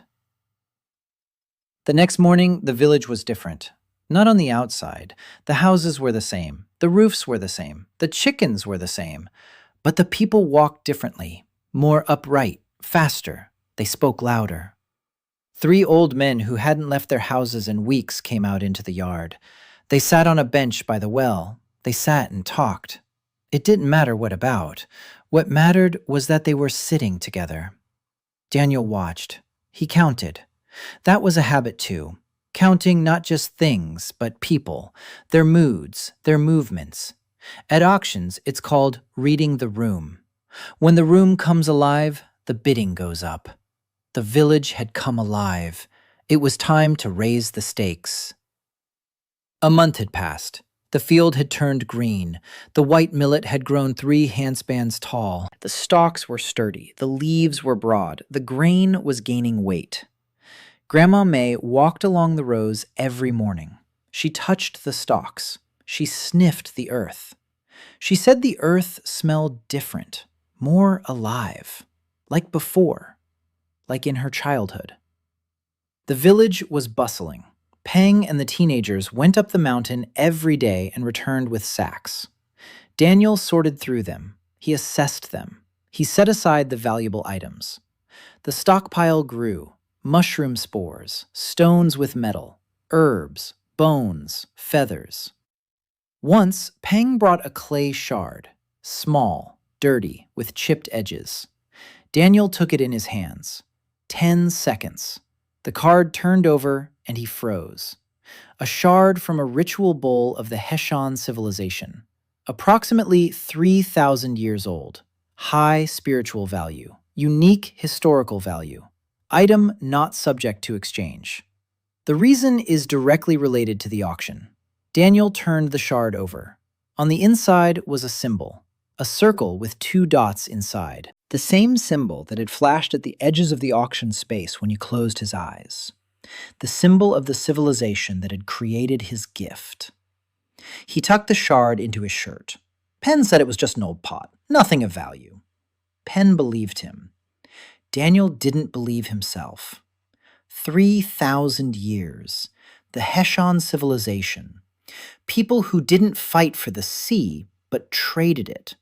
They lived here, on this mountain. The ritual of the common hearth was their practice. The lifeblood of the earth they had awakened was their lifeblood. The village of Quiet Springs stood on the ruins of a world that knew how to live differently. Daniel buried that thought deep inside.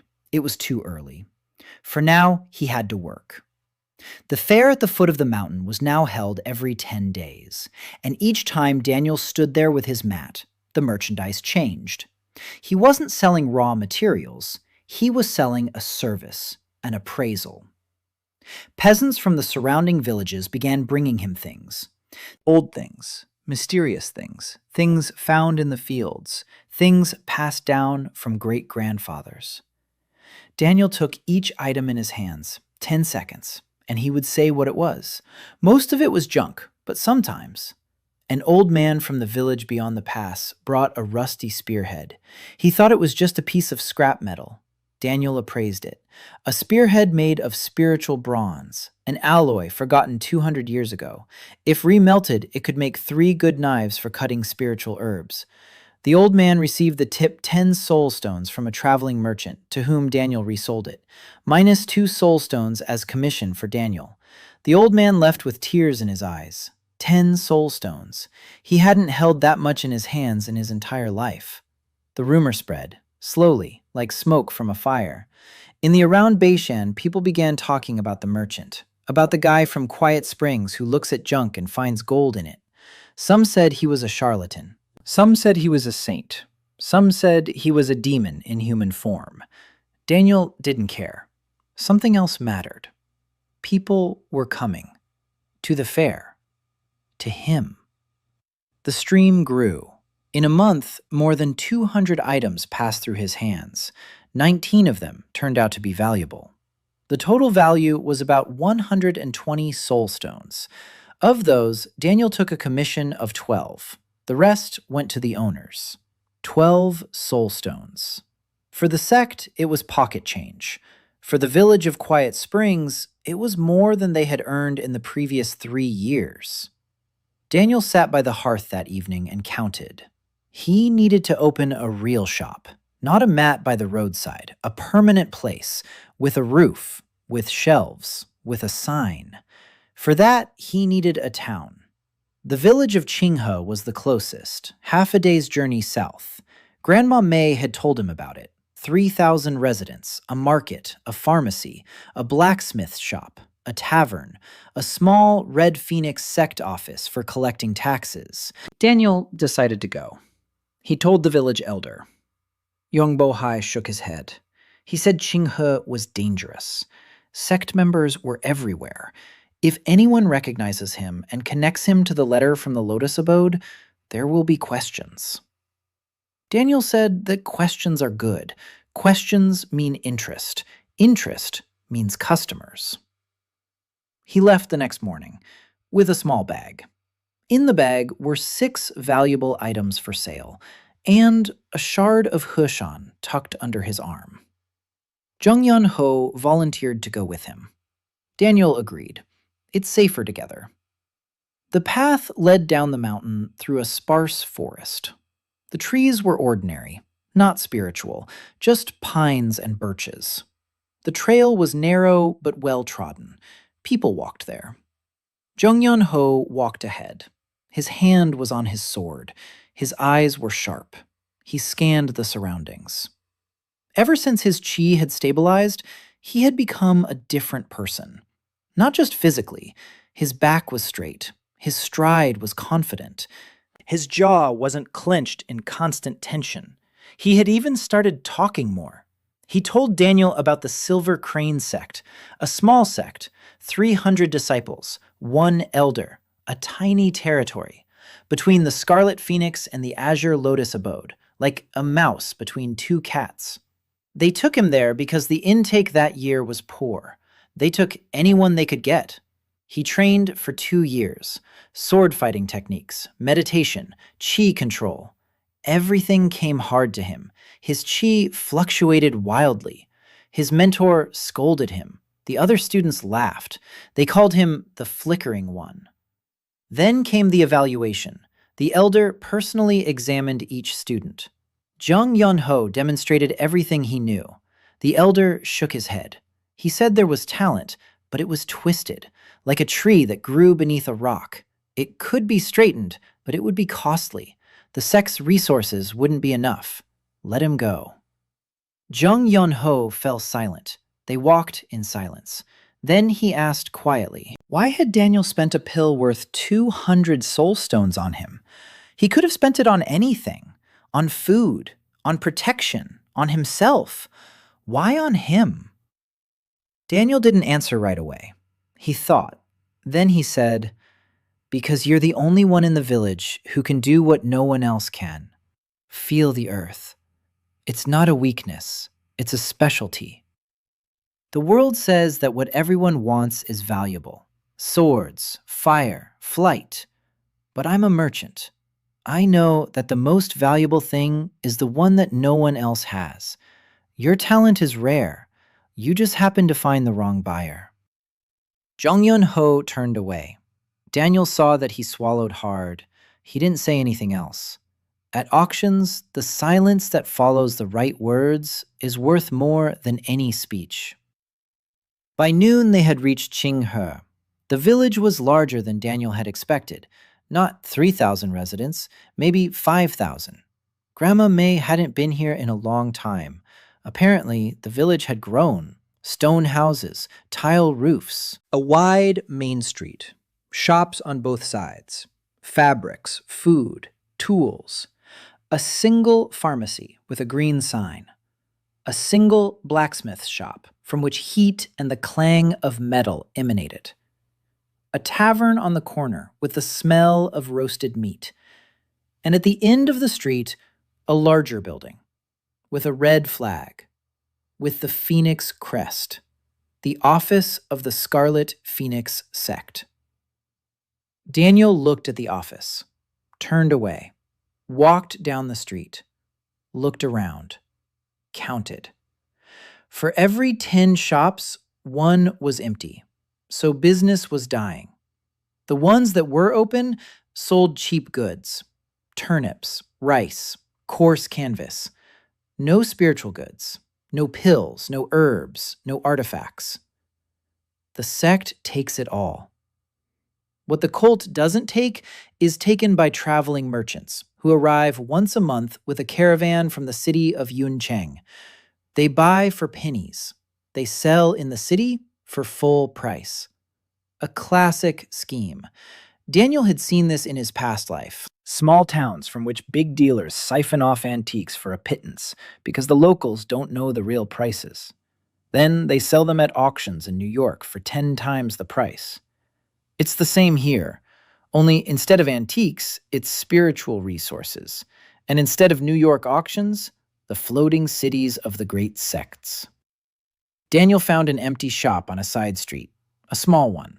One room, a counter, shelves. The roof doesn't leak. The floor is dirt but even. The landlord lives next door, an old man with a cataract in his eye. He said the shop had been empty for 6 months. The previous tenant ran off without paying. The rent was 2 soul stones a month. Daniel said 1. The old man said 1.5. Daniel said 1, and he'd fixed the shutter that was hanging by a single hinge. The old man looked at the shutter, then at Daniel. He agreed. Daniel paid 2 months in advance, 2 soul stones, out of the 12 he'd earned. 10 left. He stood in the empty shop. Dust, cobwebs, the smell of dampness. Jeong Yeong-ho stood nearby. He asked what to do next. Daniel ran his finger along the counter, left a streak in the dust, smiled, said, "Han's shop, opening in 3 days." For 3 days, Daniel prepared the shop. Jeong Yeong-ho repaired the shutter, then the door, then the roof support that was barely holding on. Daniel swept the floor, wiped down the shelves, arranged the merchandise. 6 items.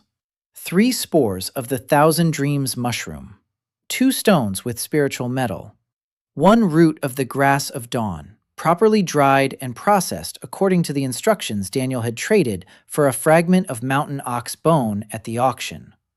Not much, but Daniel knew that a display case isn't a warehouse. A display case is an invitation. At auctions, the best lots aren't put out all at once. They put out 3. People look, they come, they ask, and then you pull out the 4th one. From under the counter, as if reluctantly. That 4th one always sells for more. He made the sign himself. A board from an old fence, burned in letters. Han's shop. Appraisal, exchange, consultation. Jeong Yeong-ho hung the board above the door. He stepped back. He looked at it. He said it looked cheap. Daniel said that cheap was a strategy. A fancy sign attracts the attention of cults. A shabby sign attracts customers who are looking for practicality, not glamour. The morning of the first day, the shop was open. Daniel stood behind the counter. Jeong Yeong-ho sat by the door with a sword, just in case. No one came in for the first 2 hours. That's normal. Daniel waited. The first to enter was a boy of about 10, barefoot, dirty. He peeped inside. He saw stones on the shelves. He said it was rubbish and that he'd seen prettier stones. He ran off. The second to enter was a middle-aged man, dressed better than a peasant, a clean robe, a belt with a brass buckle. He looked at the merchandise. He asked what kind of shop this was. Daniel explained. Appraisal of items. If you have something and you don't know what it is or how much it's worth, bring it in. 10 seconds and I'll tell you. The man grunted. He asked how much the appraisal cost. Daniel said it was free. If the item is valuable and you want to sell it through me, I take a 10% commission. The man pulled a coin out of his pocket.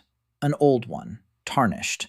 He said he'd found it in the garden. He thought it was copper, but he hadn't cleaned it, just in case. Daniel took the coin. 10 seconds. The card. A coin from the Six Pillars era, 400 years old. An alloy of copper and spiritual silver. Minimal spiritual value. High numismatic value. At the right auction, 5 to 8 soul stones. Daniel placed the coin on the counter. He said it wasn't copper. It was a 400-year-old coin made of an alloy with spiritual silver, worth at least 5 of the soul. The man stared at the coin, then at Daniel, then back at the coin. He asked how Daniel knew. Daniel said it was his job. The man was silent. Then he asked if Daniel could sell it. Daniel said he could. If the man left the coin with him for 3 days, he would find a buyer. 10% commission. The man agreed. He left. An hour later, he returned with a friend. The friend brought an old knife, not valuable, ordinary iron. Daniel told him honestly, just a knife, good quality, but of no particular value. The friend wasn't upset. He asked if he could bring more. Daniel said he should bring them. By the end of the first day, 11 people had visited the shop. 3 of them brought items for appraisal. 1 turned out to be valuable. An old box, wooden, carved, inside a false bottom. Beneath it, an empty space saturated with residual qi. The auctioneer identified the box as a pill container, handmade, about 120 years old. Old-school apothecaries used these. It was worth 10 to 15 soul stones. The woman who brought the box nearly fainted. She said she'd wanted to throw it away. Her grandfather had left it behind. She thought it was just a box. Daniel said it wasn't just that her grandfather had been an apothecary. The woman nodded. Yes, he was. A long time ago. The sect shut down the apothecary. Her grandfather was gone. Only junk remained. Daniel said it wasn't junk. It was a legacy. The woman began to cry. She left the box for sale. 3 days later, Daniel sold the coin and the box. He sold the coin through the auction. He traded it for a set of 5 basic alchemical tools. The set cost exactly 5 soul stones at the local market. He sold the set to a traveling merchant for 5 stones. He gave the man 4.5. He kept half a stone as commission. He sold the box differently, not through the auction, through a contact. At the fair, he met a traveling merchant named Gu Weilin. Fat, cunning, always sweaty, but honest as a traveling merchant can be. Gu Weilin bought rarities and took them to Yuncheng. Daniel offered him the box. Described it. A pill container. Handmade. 120 years old. Old-style apothecary school. Gu Lin examined it. Nodded. Offered 7 soul stones. Daniel said 12. Gu Weilin said 9. Daniel said 11, and he would tell Gu Weilin about 3 villages where the peasants sit on treasures and don't know it. Gu Weilin was sweating. He thought. He agreed to 10 plus the information. Daniel took 10.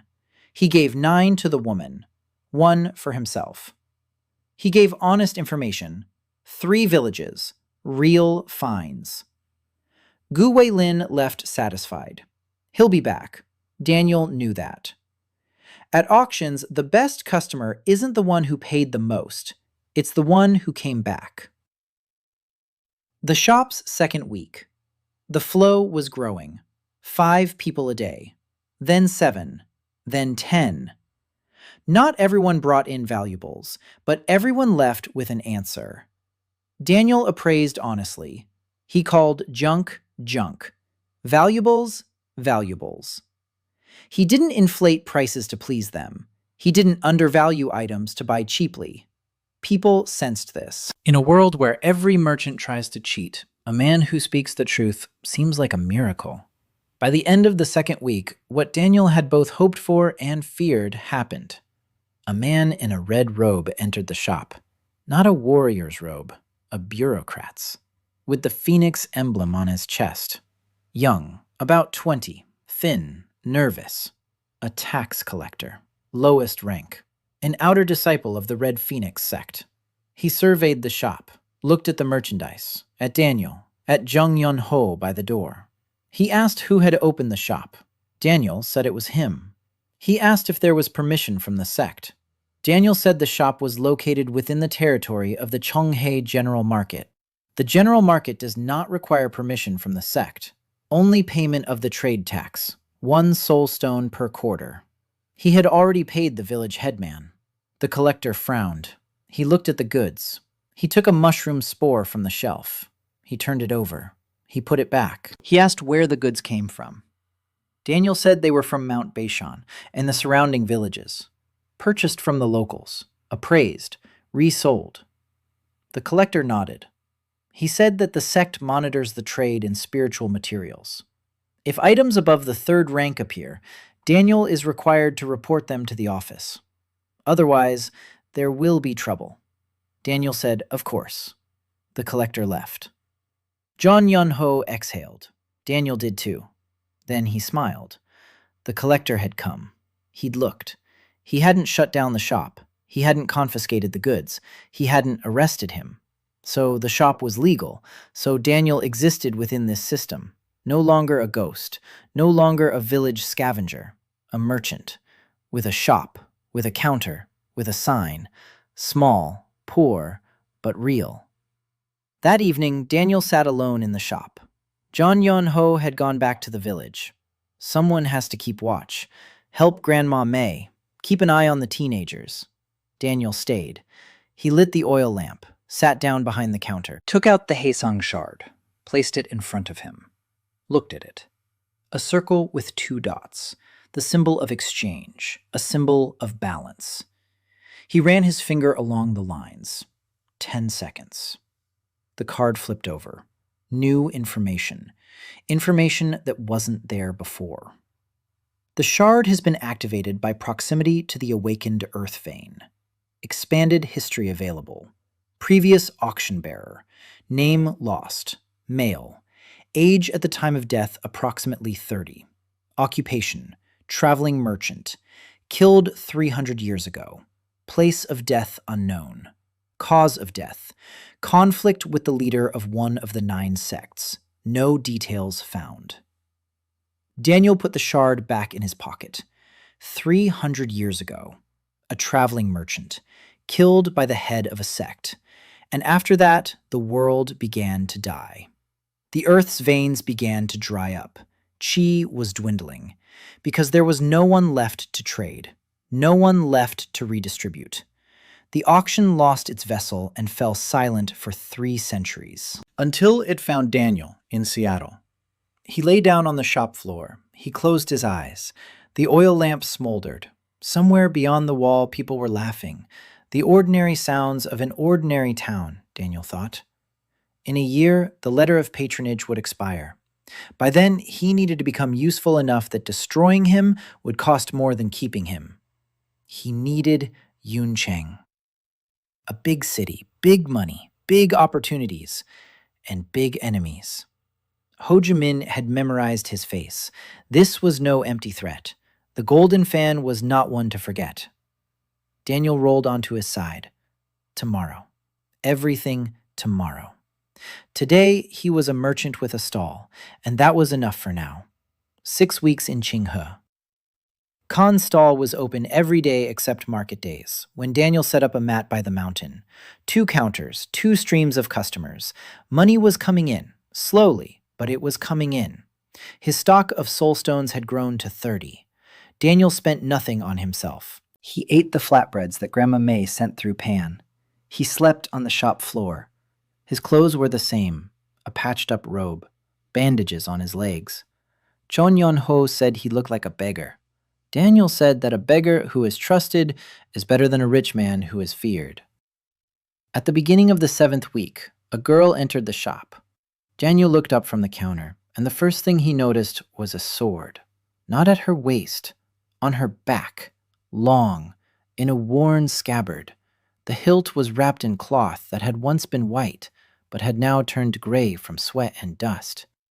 The girl was thin, of average height, hair tied back in a ponytail, a weathered face, tanned, a scar on her right cheekbone. Thin, old, travel clothes, dusty, mended, 2 knives and a purse on her belt. The purse was thin. Her eyes were gray, cold, alert. They scanned the shop in a second, every corner, every shelf, every exit. The eyes of a person accustomed to assessing a room for hiding spots and potential attack vectors. She walked up to the counter, looked at the merchandise, then at Daniel. She asked if he was appraising the weapons. Daniel said he appraised everything. She paused. Then she reached behind her back. She pulled a sword from its sheath. A fragment. Half a blade. The edge was severed in the middle. The cut was jagged, not broken in battle. Chopped off on purpose. By someone very strong. With a single blow. She placed a fragment on the counter. Gently, like putting a child in a crib. Daniel looked at the fragment. Then at the girl. Then back at the fragment. He picked it up. 10 seconds. The card unfolded. Daniel read it and felt a chill run down his spine. The blade of the White Crane. A paired family sword of the So clan, forged 140 years ago by Master So Min-jun. High spiritual value. Combat value in current condition, 0.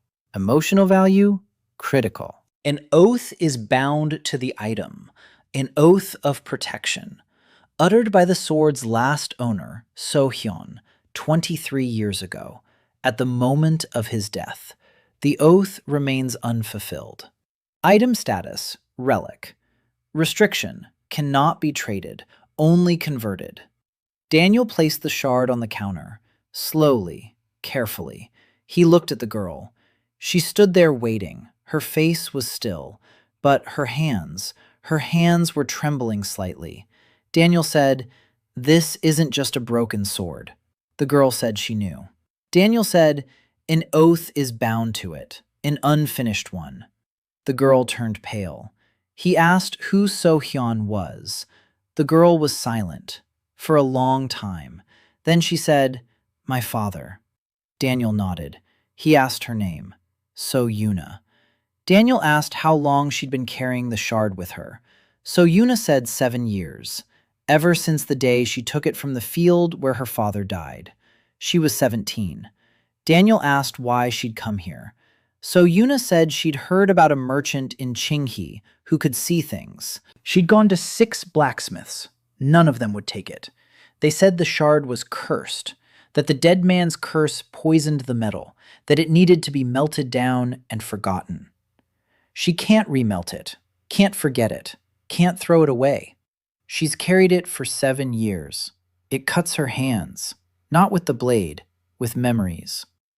Daniel listened. He didn't interrupt. At auctions, there's a special category of clients. People who bring an item not to sell it, but so that someone will finally tell them what it means. They don't need money. They need recognition. Recognition that their pain is real and that the item they hold in their hands has meaning. Daniel said, "I can't repair this sword." So Yun nodded. She knew. Daniel said, "But I can transform it." So Yuna looked up. Daniel explained, "The auction house can't trade a relic with an unfulfilled oath, but it can change its form. The sword will remain a sword in essence, but it will change its appearance. The oath will remain, but it will stop cutting." So Yuna asked how. Daniel said he needed time, a day, maybe 2. He had to find the right buyer. Not someone who would buy a fragment, but someone who would exchange a service. A master from another world who knew how to work with oaths. So Yuna asked how much it would cost. Daniel looked at her. He said nothing. So Yuna frowned. She asked why. Daniel said because it wasn't a commercial order. It was a return. The object was returning to its purpose. He wouldn't charge for it. So Yuna looked at him for a long time. Then she sat down on the floor by the counter. She crossed her legs. She placed her hands on her knees. She said she would wait.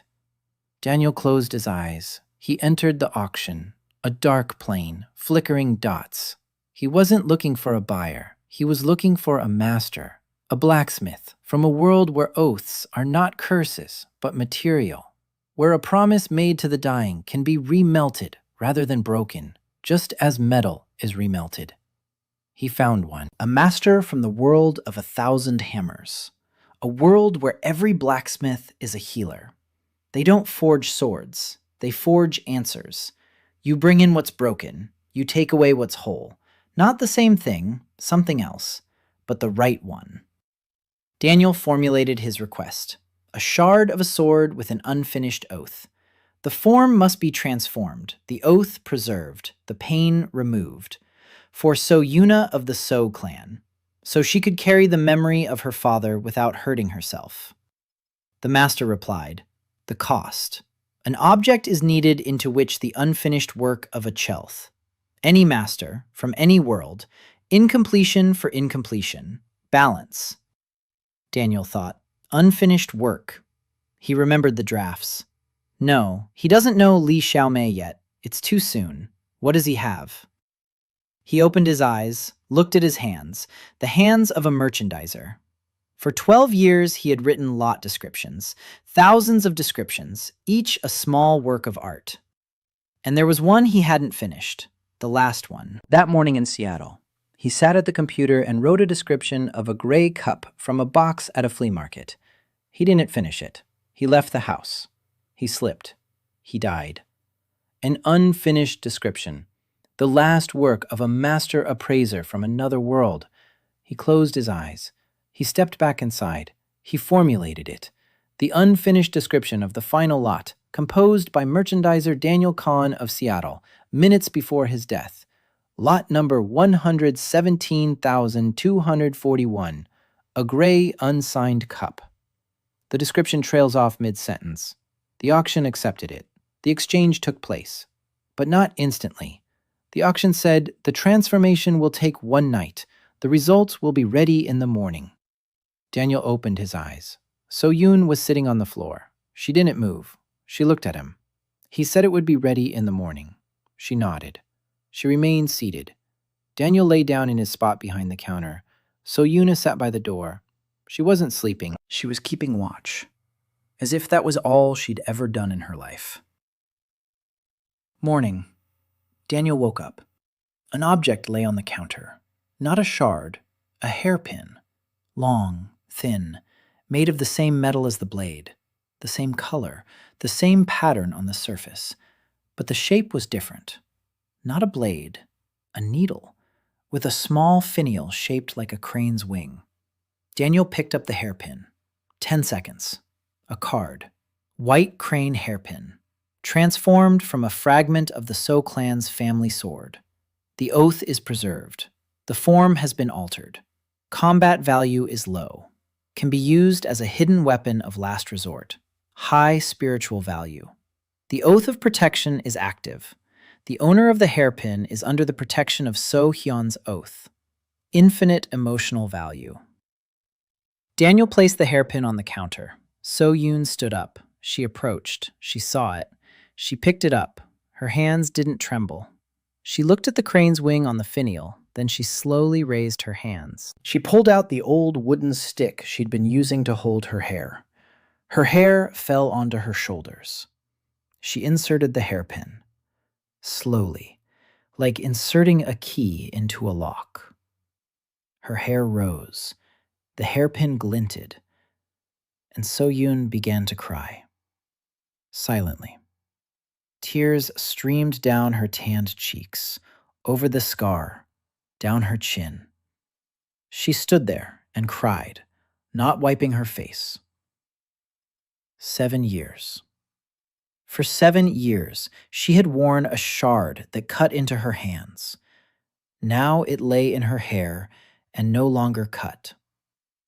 Her father was still with her. The oath was still alive. But it no longer hurt. Daniel turned away. He wiped down the counter. He gave her time. When he turned back, So Yuna was standing upright. Her eyes were red. Her face was calm. She asked how she could pay. Daniel said he'd already told her. Nothing. So Yuna shook her head. She said a debt is a debt. She's a mercenary. She knows how to do one thing. Fight. If he ever needs a sword, he knows where to look. Daniel said he'd remember. So Yuna turned toward the door. She stopped. She asked without looking back. How did he know about the oath? None of the 6 blacksmiths had seen it. Daniel answered quietly. Because I'm not a blacksmith. I'm a merchant. A blacksmith sees metal. I see history. So Yuna left. Daniel stood behind the counter. He looked at the closed door. Then he smiled. The first sword in his collection, not on a shelf, in the hair of a girl who hadn't been able to let go of her father for 7 years. The auction flickered in his mind, warmth, like approval. 2 months after the opening of Khan's shop in Qinghe, Daniel Neal sat behind the counter and counted. 47 soulstones, 11 regular customers, 3 villages that regularly brought items in for appraisal. 1 traveling merchant, Gu Wei Lin, who came once every 2 weeks and bought up everything Daniel had set aside for resale in Yuncheng. The flow was growing, but Daniel knew that Qinghe was the ceiling. A small settlement, few people, little money, few opportunities. He needed Yuncheng, a major trading city, the commercial capital of the eastern coast of Juhua. Gu Wei Lin would talk about it in the evenings over tea. 100,000 residents, 12 markets, 4 auction houses, 3 sects have official representatives there, pharmacies, forges, craft schools, and most importantly, the 8 Winds Auction, the continent's largest trading venue, held once a year. It brings together the elders of all 9 sects. Fates are decided there. Fortunes are made there. There, in a single evening, you can go from being a nobody to someone whose name is spoken in whispers. Daniel decided to go, but not alone. In the morning, he closed the shop. He hung up a sign. Back in 10 days. He went to the village of Quiet Springs. Grandma Mei greeted him with flatbreads, hot ones. Her granddaughter ran to meet him and clung to his leg. In 2 months, the girl had grown stronger. Her cheeks were round. Her eyes sparkled. She ran around the village like a wind-up toy. The village had changed. The white millet field rose waist-high. The grains were heavy. 2 weeks until harvest. The mountainside had been combed through by teenagers, crisscrossing it. Peng had become the senior harvester.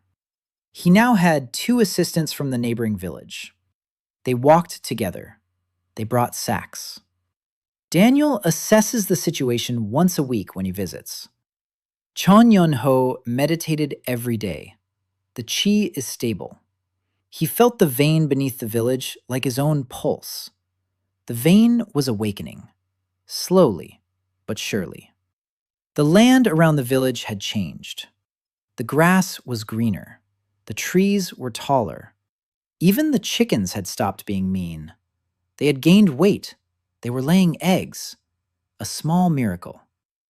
Quiet, invisible to the world.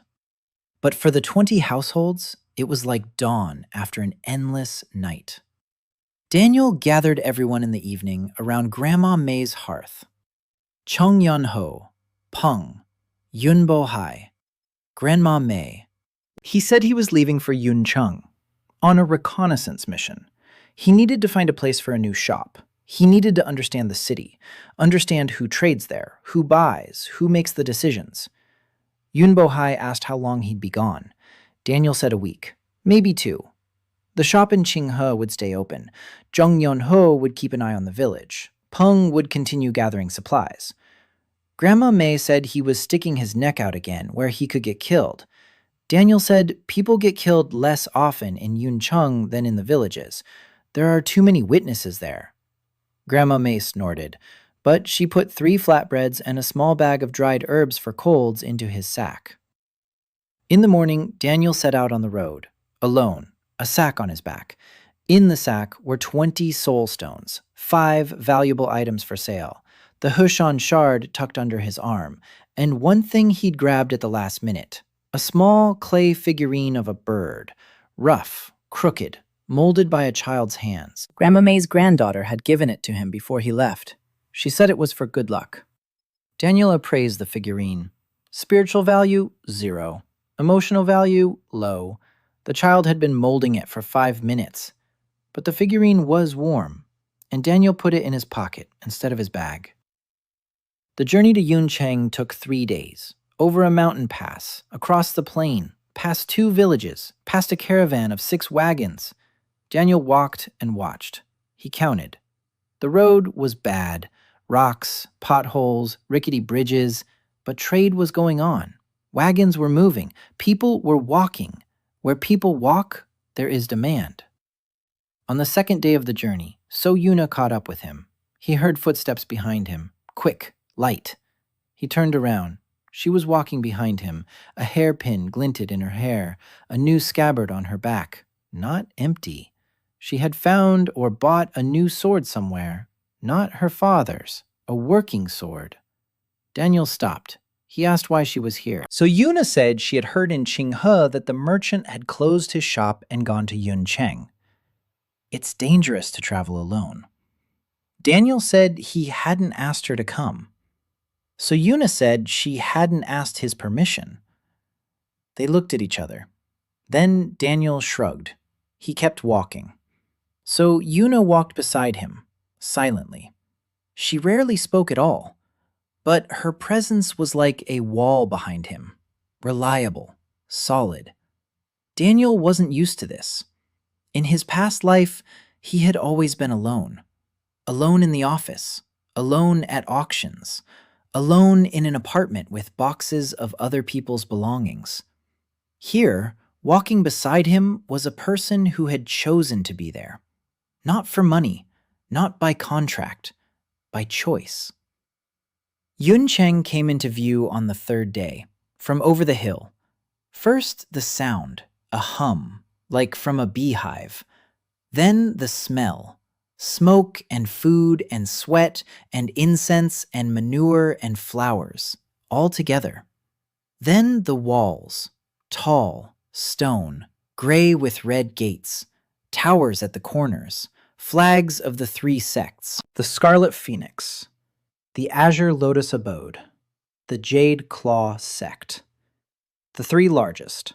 Each has its own quarter, its own rules, its own people. Daniel and So Yuna entered through the eastern gate. The guard glanced at them briefly, didn't stop them. 2 poor people.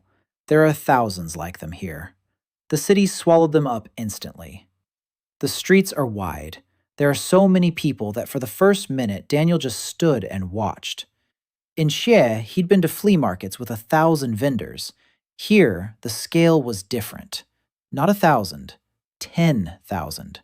Stalls in 3 rows, counters on every corner, goods ranging from turnips to flying swords.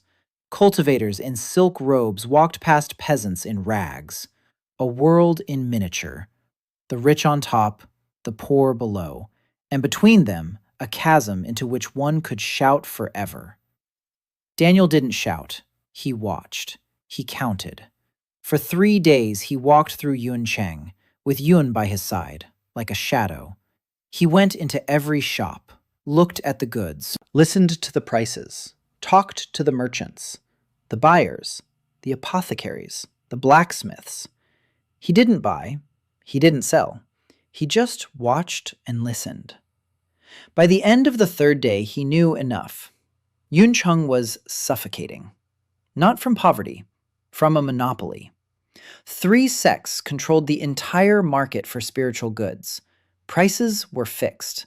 Quality was falling. There were no alternatives. Small merchants operated on a 5% margin and prayed that the sect wouldn't raise taxes.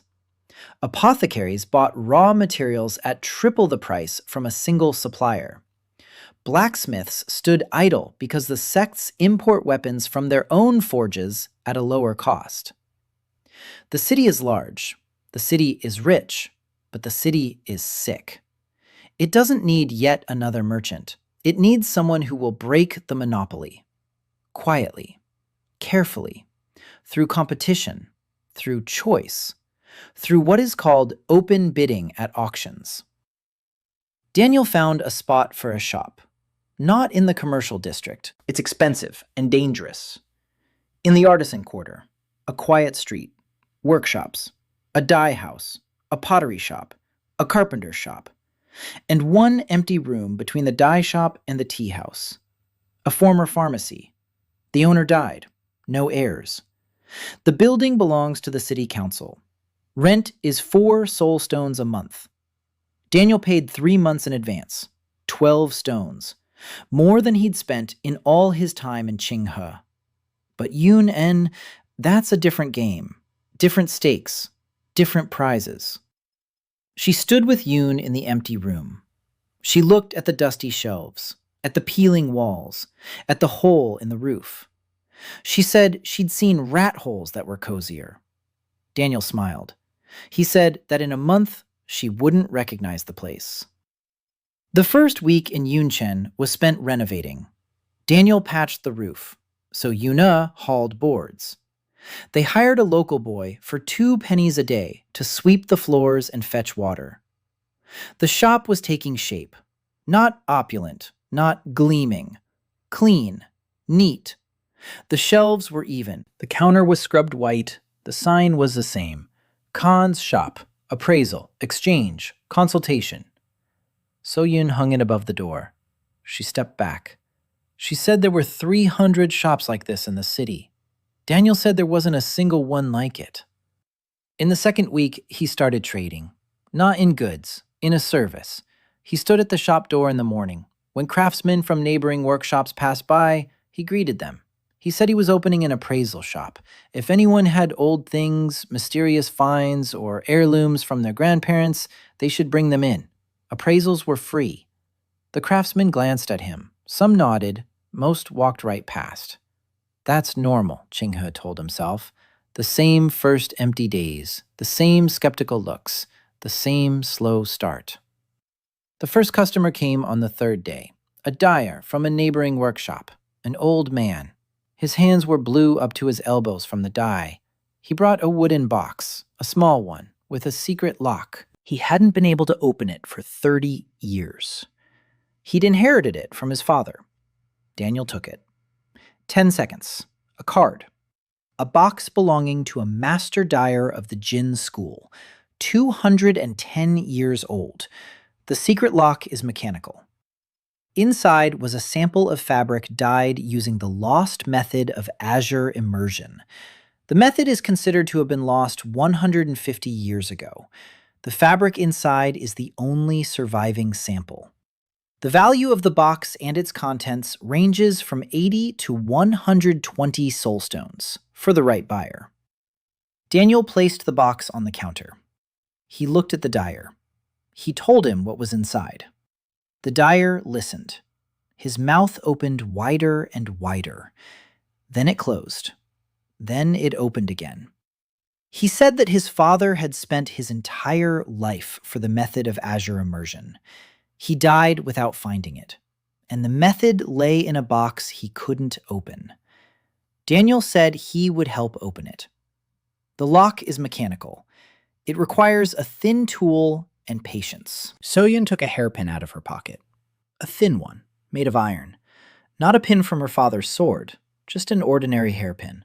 She held it out. Daniel took it. He fiddled with the lock for 5 minutes. It clicked. The lid opened.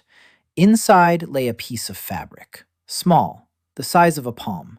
The color was so blue it seemed the fabric was glowing. Deep, pure, like the sky above Mount Beishan on a clear day. The dyer took the fabric. His hands were shaking. He held it up to his eyes. He sniffed it. He rubbed it between his fingers. Then he pressed it to his chest. He began to cry. An old man with blue hands stood in a stranger's shop and wept over a piece of fabric. Daniel was silent. So Yuna was silent. The young assistant peeked out from behind the door. Daniel gestured for him to leave. When the dyer had calmed down, Daniel said the fabric was worth a great deal. If sold, it could buy a house. The dyer shook his head. He said he wouldn't sell it. But if Daniel helped him recreate the method based on this sample, analyze the composition, understand the process, then he would work with Khan's shop. Dye fabrics, the best fabrics in Yuncheng, exclusive. Daniel held out his hand. The dyer shook it, a craftsman's word, stronger than any contract. That evening, Daniel closed his eyes. He entered the auction. He posted a request. He needed an analysis of the dye's composition based on a fabric sample. The source world could be any world with a developed textile tradition. Payment: 1 appraisal service for an item from the buyer's world. An analyst from the Silk Road's world was found. The exchange took a minute. A small scroll with the dye formula lay in Daniel's palm. 14 ingredients. 8 of them are available on the Zhuhua continent. 6 will need to be found or substituted. But the foundation is there. The dyer would get his method. Khan's shop would get an exclusive fabric supplier. The first partner in Yuncheng. The word spread faster than in Qinghe. The artisan quarter was small. Everyone knew everyone. By the end of the second week, 5 people a day were coming to the shop. Not all of them with something valuable, but everyone left with an answer. Daniel worked just as he had in Qinghe. Honestly. He called trash trash, gold gold. People got used to it. They began to trust him. By the 3rd week, she came. Short, thin, about 19 years old. Dark hair braided into a plait. Her clothes were shabby but clean. The patches were neat. Her hands smelled of herbs. Her eyes were large, sad, polite. She bowed at the door. She apologized for the disturbance. She asked if it was true that they appraised things here. Daniel said it was true. She took a stack of paper out of her bag, yellow, crumpled, covered in small handwriting. She placed it on the counter.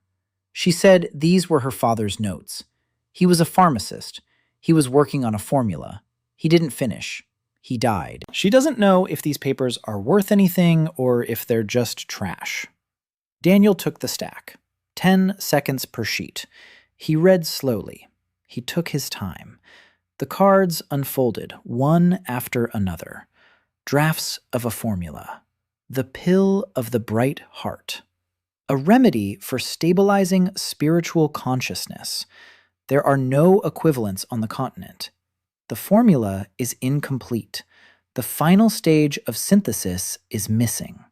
The last page is lost. Author Li Jianguo, apothecary of Yuncheng, about 8 years ago. Cause of death. Daniel paused. Cause of death. Debt bondage to the Red Phoenix Sect. Suicide. He placed the papers on the counter. He looked at the girl. Li Xiaomei, the apothecary's daughter, the very one he didn't yet know but was already waiting for. Because there is a law at auctions. The right thing always comes on its own. You just have to be in the right place at the right time. He said, "This isn't trash." Li Xiaomei looked up. He said, "Your father was working on a formula that has no equal. The pill of the bright heart. If this formula is completed, it will change the market for alchemical preparations throughout Yuncheng, perhaps across the entire continent." Li Xiaomei stood there. Her lips trembled. She asked quietly, "So my father wasn't a failure?" Daniel said, "No. Your father was a genius who was missing just one page." Li Xiaomei sat down on the floor. Just like So Yuna 2 months ago, her legs wouldn't hold her. She sat there and looked at the papers on the counter, at her father's handwriting, at the formulas she had considered useless for 8 years. Daniel waited. Then he said, "The missing page exists. 300 years ago, a traitorous student sold it to another world. He can get it through the auction, but he needs something from her." Li Xiaomei looked up. "What?" Daniel said. "A job. If he gets the page, she'll finish the recipe, and she'll become the chief alchemist of Han's shop." Li Xiaomei looked at him. Then she stood up.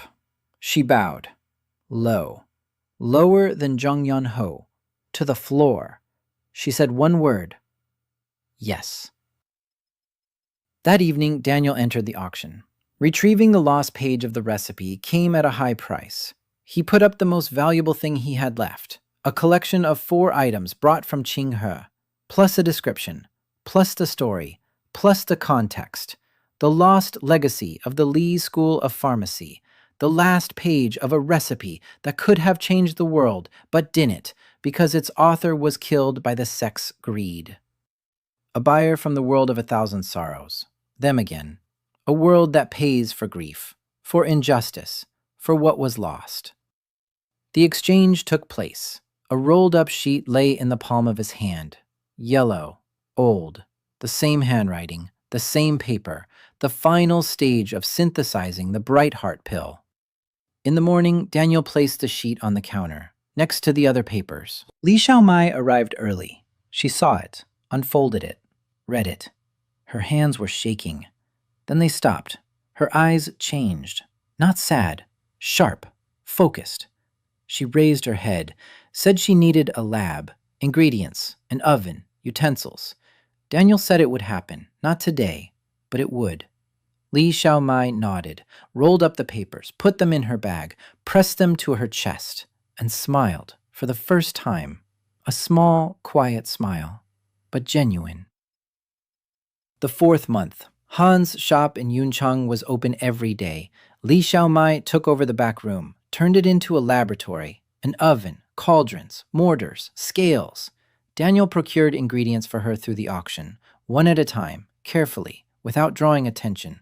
Xiaomei worked from morning till night, quiet, focused. Sometimes she forgot to eat. So Yuna would bring her rice and silently set it on the edge of the table. Xiaomei ate without looking, with one hand. With the other, she stirred the brew in the cauldron. So Yuna would shake her head and leave. She settled into the shop unnoticed, like a cat. She was just there, that's all. She slept by the door. She sharpened her sword in the mornings. She went to the market for food. She kept watch over the entrance. When someone entered too abruptly or too brazenly, she would rise from her seat, and that person would immediately become more polite. She did nothing. She just stood up. That was enough. Daniel ran the business. Customers came. Appraisal, exchange, consultation. By the end of the 4th month, more than 600 items had passed through Han's shop. 83 of them were valuable. The total value exceeded 1,000 soul stones. Daniel's commission was 115, plus the shop in Qinghe, which was now run by Peng under the supervision of Jeong Yeong-ho. The flow there was smaller, but steady, 20 stones a month. Daniel calculated, he thought, he planned, and he waited. Because he knew, silence never lasts forever. In the middle of the 4th month, a man entered the shop whom Daniel didn't know, but recognized instantly. By his clothes, by his bearing, by his scent. A red silk robe, not an official's, a warrior's. A delicate phoenix embroidery on the right shoulder, a sword at his belt. A young face, but old eyes. A disciple of the Scarlet Phoenix Sect.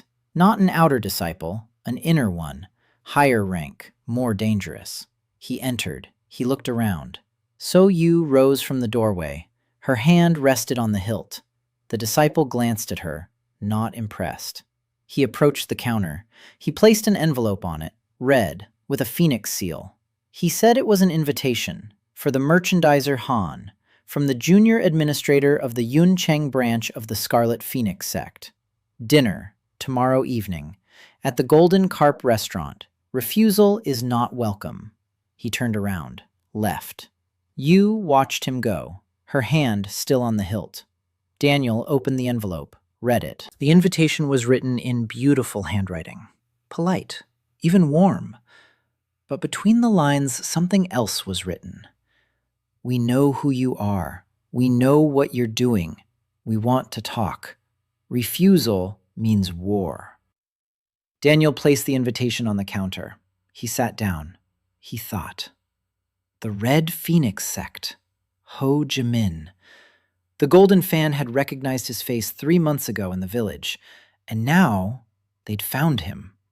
The question was what they wanted. If they wanted to kill him, why invite him to dinner? It would be easier to send an assassin at night. So it's not to kill. So it's something else. So it's a deal. Daniel smiled. Bargaining is his territory. Dinner at the Golden Carp restaurant. Daniel arrived in a patched robe, with Su Yun behind him. The doorman at the entrance looked at them as if they were cockroaches, but he let them in. An invitation bearing the Phoenix seal opens any door. The hall was large, beautiful, silk curtains, lacquered tables, the smell of roasted meat and sandalwood. A man was sitting at a table in the back, about 40 years old, overweight, well-groomed, soft hands, clean nails. Not a fighter, a bureaucrat. A smile like butter, greasy and slippery. The junior administrator of the Yuncheng office. His name was Wen Tian. He stood up. He bowed. Not deeply, just enough to show politeness but not respect. He invited him to sit down. Daniel sat down. So Yun stood behind him. She didn't sit down. Wen Tian glanced at her. He smiled wider. He ordered food. A lot. Meat, fish, rice, vegetables, tea, wine. Daniel ate, calmly, without rushing. At auctions, the first rule of dinner with a competitor is eat their food, drink their wine, don't rush to speak, let them start. Wen Tian began, after his 3rd cup of wine. He said that the Scarlet Phoenix Sect was watching Khan's shop with interest. In 4 months, Khan, a merchandiser, had built a business from scratch at 2 locations. That was impressive, especially for a man without cultivation. No connections, no patronage. Daniel said he had patronage, a letter of recommendation from the Azure Lotus Abode. Wen Tian smiled. He said the letter protected the village. Not a shop in Yuncheng. In Yuncheng, different rules apply. Daniel nodded. He asked what exactly the sect wanted. Wen Tian took a sip of wine. He said the sect wanted a partnership. Khan's shop would receive the official patronage of the Scarlet Phoenix Sect, protection, tax breaks, access to restricted markets. In exchange, Khan's shop would grant the sect the right of first refusal on all items above the third rank, plus 20% of the turnover, plus exclusive information about valuable finds in the region. Daniel listened. His face was impassive. Inside, he was calculating. 20% of the turnover is robbery. The right of first refusal is a monopoly. Exclusive information is control. If he agreed, the shop would cease to be his. It would become a branch of the sect. Everything he had built would turn into a feeding trough for the people who burned the villages and killed the pharmacist Li Jiangguo, Xiaomei's father. Daniel took a sip of tea. He set down the cup. He looked Wen Tian in the eyes. He said the offer was generous, that he appreciated the sect's interest, and that the answer was no. Wen Tian stopped smiling. Not for long. Then the smile returned, but it was different, cold. He asked if the merchandiser Han understood what a refusal meant. Daniel said he understood. Wen Tian said that Yuncheng was a big city. Big cities were dangerous places. Shops burned down, merchants disappeared, accidents happened every day. Daniel nodded. He said he knew, and that he had a counteroffer. Wen Tian raised an eyebrow. Daniel took a small package out of his pocket. He unwrapped it. Inside was a pill, white, with golden veins, the first pill of the bright heart. Xiaomei finished it last night, the first batch. 3 pills. Daniel took one with him. He placed the pill on the table. He said, "The pill of the bright heart. It stabilizes spiritual consciousness. There's nothing like it on the continent. The recipe is exclusive, produced by Khan's shop. 1 now, 10 in a month, 100 in 6 months. Any sect that gains exclusive access to this pill will have an advantage over the other 8. Daniel looked at Wen Tian. "I don't sell exclusivity. I sell pills, to everyone, at market price.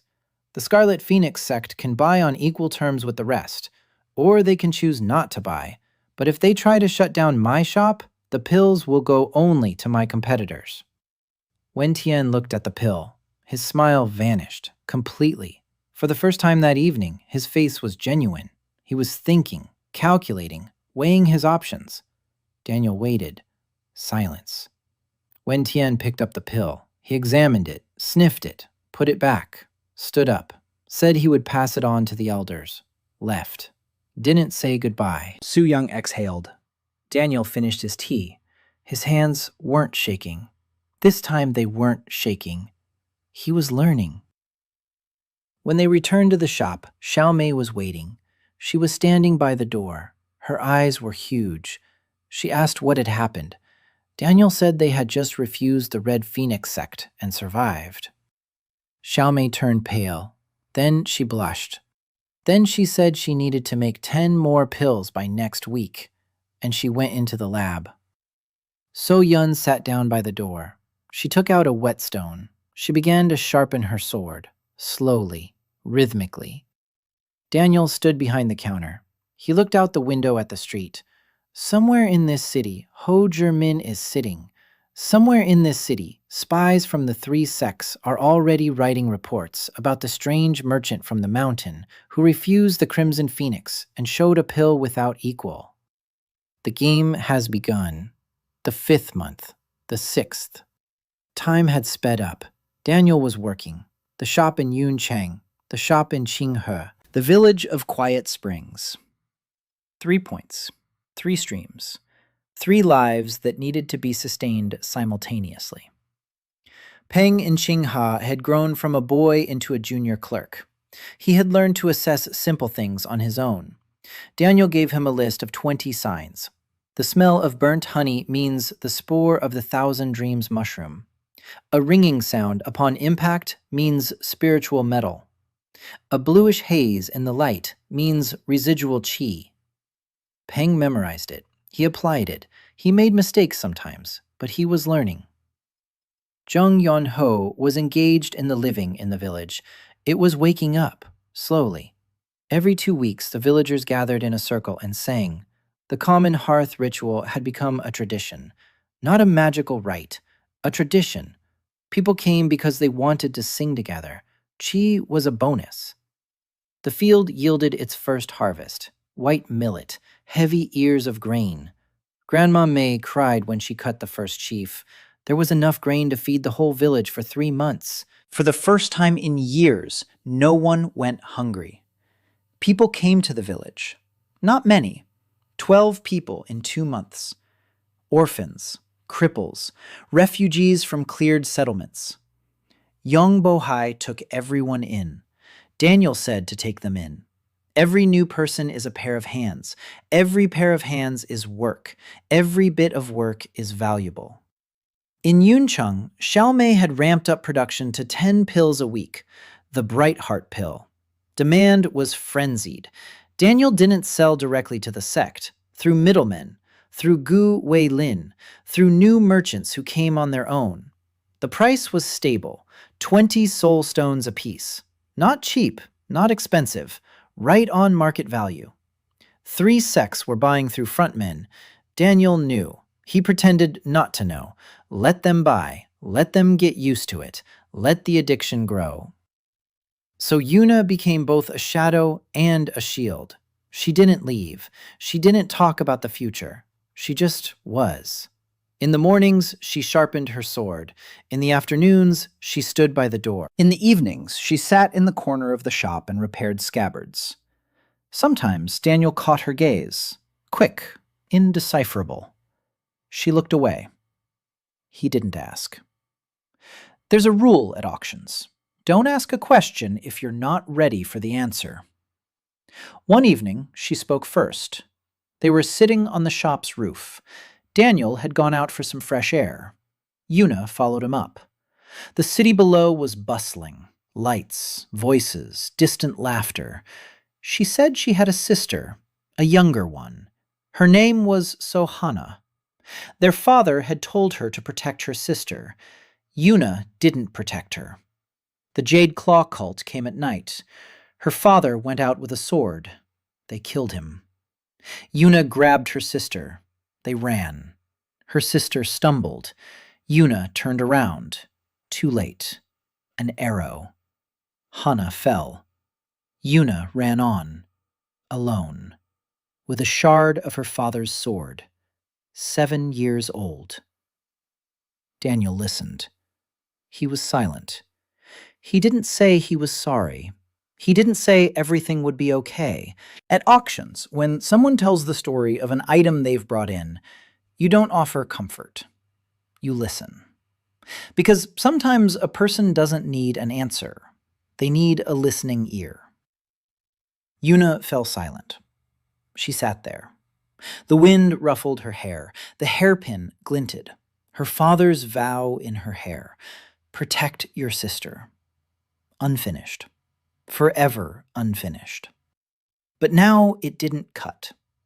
Daniel said one thing. It's not your fault. Yuna didn't answer, but her shoulders dropped slightly, as if heavy had become a little lighter. The next day, there was an assassination attempt. Morning. Daniel was walking from the well to the bench, carrying water. An alley, a shadow, movement. He didn't have time to react. A blade flashed at his throat. So Yuna was faster. She appeared between him and the shadow, as if she had sprung from the ground. The clang of steel, a spark. The attacker flew back against the wall. Black clothing, a mask, a knife, not a sword. An assassin, not a warrior. So Yuna stepped forward. The assassin leaped onto the roof, disappeared. 3 seconds. It all took 3 seconds. Daniel stood with a bucket of water in his hands. Water spilled out. His hands were wet. His knees were wet. His heart was pounding. So Yuna turned to him. She asked if he was okay. He nodded. She looked at the roof where the assassin had vanished.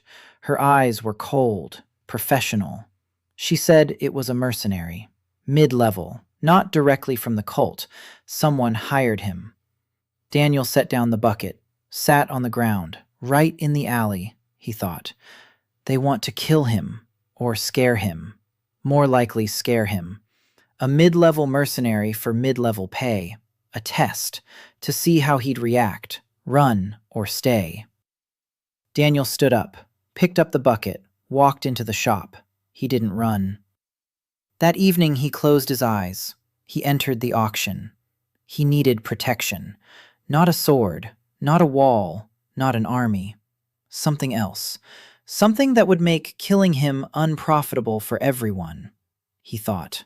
He remembered. In a past life, an antique dealer from Brooklyn worked in a dangerous neighborhood. He was robbed 3 times. The 4th time, he kept it simple. He hung photos of his best clients on the wall. A senator, a district attorney, a police chief, a mobster's wife. All autographed, all with thank you notes. They stopped robbing him. Not because he had security, because his death would be a problem for too many people. Daniel formulated a request, not for an artifact, for information. He needed names, the names of the elders of the 3 sects represented in Yuncheng, and the names of their illnesses. The auction house refused. A restriction. The auction house doesn't trade in other people's secrets. But, Daniel rephrased it, he wasn't asking for secrets. He was asking for public information about the health of public figures. In any world with advanced medicine, the health of leaders is a topic of discussion. The auction flickered. It responded. 3 names, 3 illnesses, not secrets, symptoms visible to any experienced physician. The elder of the Yuncheng branch of the Scarlet Phoenix. Chronic exhaustion of the qi channels in the left hand. He hides it, but an experienced eye will notice how he always holds the fan in his right hand.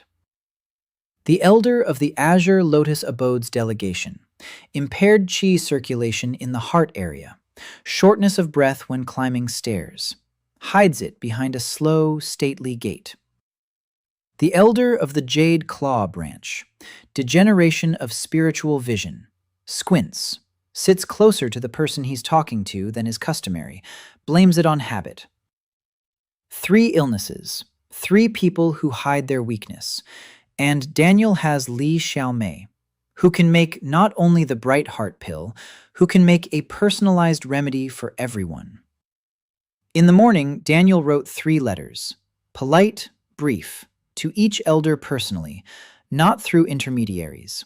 Through Gu Weilin, who knew all the couriers in the city. Each letter contained a single line. Dear Elder, I have heard that your left arm is troubling you, or your heart, or your eyesight.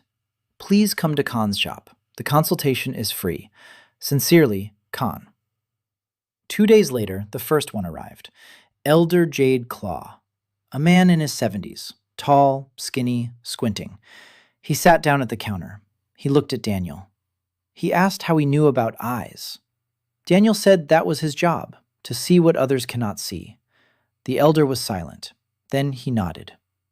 A week later, all 3 came. Xiaomei prepared an individual treatment plan for each of them. 3 sets of pills, 3 prescriptions, 3 secrets that became bonds. Now, the 3 elders of the 3 sects have a personal stake in ensuring that Khan's shop continues to operate. Because only Xiaomei prepares their medicines. Because only Daniel knows their weaknesses, and because Daniel has never once used that knowledge as a threat, only as a help. There were no more assassination attempts. Year 1, the 8 Winds Auction, the largest trading hall on the Zhuhua continent. A round white stone building atop Trade Peak in the center of Yuncheng. The dome is painted with frescoes. 9 phoenixes, 9 lotuses, 9 claws, 9 of everything. The hall held 500 people. Today, it was full. Elders of the 9 sects, their disciples, merchants, apothecaries, blacksmiths, collectors. And in the third row on the right, a quiet man in a patched robe. Next to him, a girl with a hairpin. Behind him, a quiet girl with a bag smelling of herbs. To the left, a woman with an account book under her arm. Catherine Park. Daniel had met her 2 months ago. She was standing behind the counter of a tea shop in the slums of Yuncheng, selling fake tea to tourists. Daniel walked in, ordered tea, took a sip, set the cup down. He said in English, "This isn't lunjing. It's just regular green tea, dyed with moon tree bark powder." Catherine dropped the teapot. She hadn't heard English spoken in 3 years. For 3 years, she'd survived alone in a foreign world, without a system, without auction, without anything. Just her head, just the language she'd learned in 6 months, just the cynicism she'd built up like armor.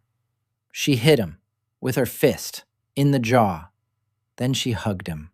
Then she cried for half an hour. Daniel sat there and held her, silently. So Yuna stood by the door and didn't understand a word, but she understood everything.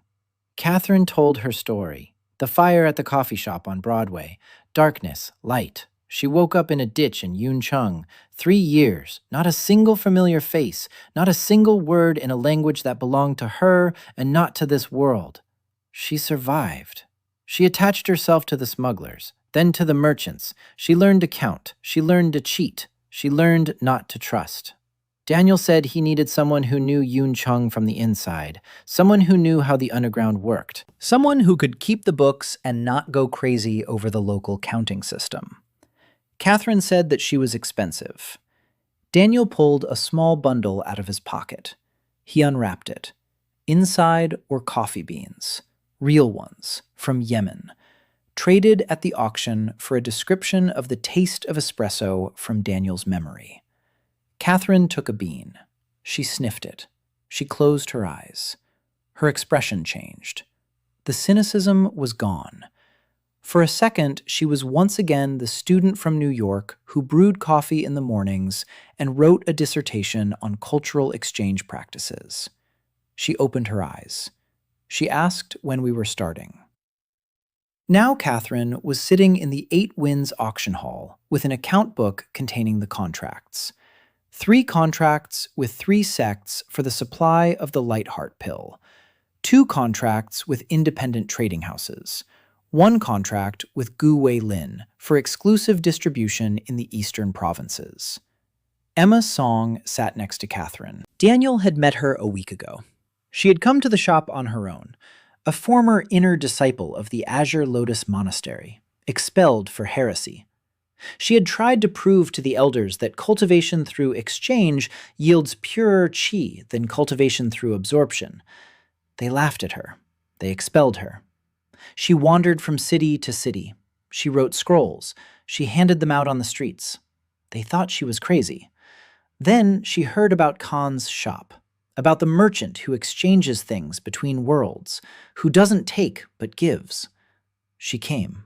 She saw how Daniel worked, how he closed his eyes, how the auction flickered in his mind, how objects came and went, equally, without violence, without theft. She sat down on the floor in the middle of the shop, right on the dirt floor. She said quietly, "So it all exists." Daniel didn't understand at first. Then he understood. All her life she had been proving in theory what he did practically every day. Exchange, not war, not absorption. Exchange as the foundation. She had found her proof. Alive, in a patched-up robe, behind the counter. Emma brought a scroll. The theory of cultivation through equivalent exchange, the foundations of the Heshan civilization as interpreted by the modern school. Daniel read it. He didn't understand half the terms, but he grasped the essence. The world is dying not because there is little qi. The world is dying because qi does not flow. Sects hoard it. They lock it away. They hide it. Qi is like water. If it doesn't flow, it rots. Exchange is movement. Movement is life. Daniel knew this intuitively. Emma knew it in theory. Together, they knew it completely. Now, all five of them were sitting in the hall of the Eight Winds auction. Yuna with her hairpin, Xiaomei with her herbs, Catherine with her accounting, Emma with her scroll, and Daniel. The bidding was underway. Lots were being put up. Artifacts, pills, ores, scrolls with techniques. The elders of the Nine Sects were bargaining. Quietly, ruthlessly. Every lot was a battle. Every price was a weapon. Daniel watched, learned, waited. Then they brought it out. Lot number 47, a fragment of a blade, old, rusty, unidentified. The auctioneer announced, presumably from the Six Pillars era, metal unknown, history of ownership unestablished, starting price 20 soul stones. Experts approached one after another. They looked, they shook their heads. They couldn't identify it. Too rusty, too old, too obscure. The auctioneer asked if there were any bidders. Silence. Daniel stood up. The room looked at him, at his patched robe, at the rags for shoes. Someone snorted. Someone frowned. Daniel walked up to the table. He picked up the shard. 10 seconds. The card unfolded, and the world stopped. A twin blade of the silver crescent. The other half is lost, 300 years old, belonged to General Zhao Feng, accused of treason by the Jasper Mountain Sect, executed. The sword was cut in half. One half is here, the other. Daniel looked up. He scanned the room. Third row, seventh seat. A young woman, about 25, plain clothes. A pendant on a thin chain around her neck. A pendant made of dark metal in the shape of a crescent moon. Daniel placed the fragment on the table. He turned to the hall. He said, "This is not a sword." The hall fell silent. "This is half a sword. The other half is with the girl in the third row, seventh seat. She doesn't know that the pendant around her neck is the other half. Her grandmother melted the shard into a pendant 40 years ago to hide it from the sect that killed her husband. General Zhao Feng did not betray the Jade Mountain sect. He protected it. The proof is in the metal. If the halves are joined, an engraving will appear, an order from the sect leader regarding a secret mission. Zhao Feng was not a traitor, but a secret protector, and he was executed by those he protected." Silence. Absolute. 500 people and not a sound. The girl in the third row slowly raised her hand to her neck. She touched the pendant. Her lips trembled. Daniel said, "I'm not buying this lot. I suggest we return it to its owner." The girl stood up. Her hands were shaking. She walked over to the table. She took off the pendant. She placed it next to the fragment. 2 halves, side by side. Daniel stepped back. The girl joined them together. The metal rang out, delicately, purely, just as Jeong Yeong-ho had described the sound of spiritual metal. Lines appeared on the joined blade, an engraving, Hanja characters, an order, secret, 300 years old, proof of innocence. The girl stood with the sword in her hands. She was crying. She didn't wipe away her tears. The hall was silent. The elders were silent. Then one of them, an elder, from the Jasper Mountain Sect. He stood up. He walked over slowly. He looked at the engraving. He read it. He closed his eyes. He bowed to the girl, low, to the ground.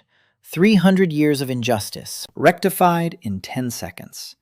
Because one man knows how to see. Hojermin jumped up. Daniel saw him in the side row. A golden fan, wild eyes. He was screaming, "Imposter! Charlatan! Execute him! Who gave permission? How dare this clay?" The golden fan opened. Chi surged like a wave, hot, overwhelming. The hall shuddered. But behind Daniel stood So Yuna, a hairpin in her hair, her hand on her sword, silent. Ho Servin stood beside her. Daniel recognized her even though he had only seen her once. She had come to Khan's shop a month ago, incognito. She brought a family brooch. She wanted to sell it. Daniel refused. He said the brooch belonged to the victim, not the giver, that it couldn't be sold. It had to be returned. He helped.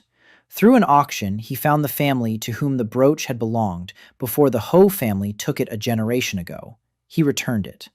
Serene stood in his shop and looked at him as if he were a creature from another world. He didn't see Ho Jimin's sister. He saw a human being. Now Saren stood in the Ho family's full ceremonial attire. White silk, silver embroidery. It meant one thing. The family is officially distancing itself from Jimin's actions.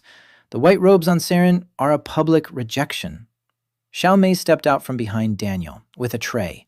On the tray were 9 pills, one for each elder of each of the 9 sects. Each one was unique. Each one was prepared for a specific illness that the elder had never told anyone about. Daniel knew. The auction had given him a hint. Xiaomei had prepared them. This wasn't a threat. It was a gift. The most powerful gift in the world. The one that says, I see you. I know you're hurting. Here's the medicine. For free. Catherine stood with an account book. She opened it. She showed it. Contracts. 3 sects had already signed. 2 more were on the way. Khan's shop isn't just a shop. It's a hub. A trading hub. A healing hub.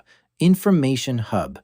To destroy it is to lose everything he has built. And he has built a great deal. In just 1 year. Emma unfurled the scroll. The Heshan theory.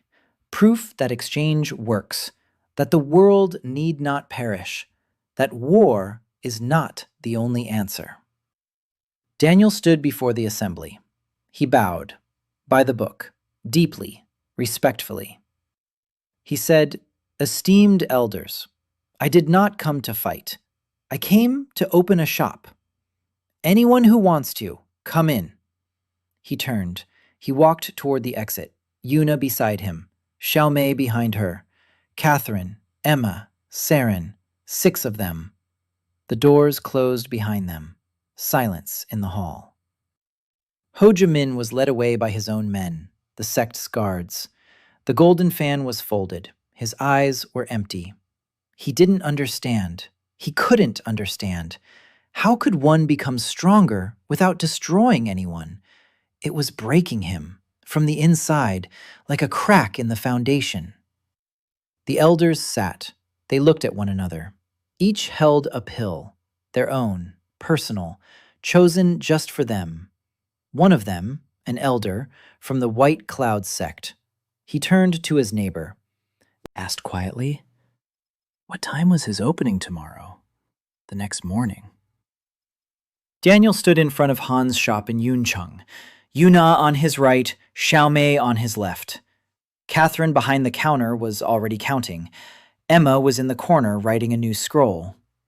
Jeong Yeong-ho had arrived from the village during the night. He stood by the door, upright, calm. Grandma Mei had sent a bag of flatbreads and a note. Danny, don't forget to eat.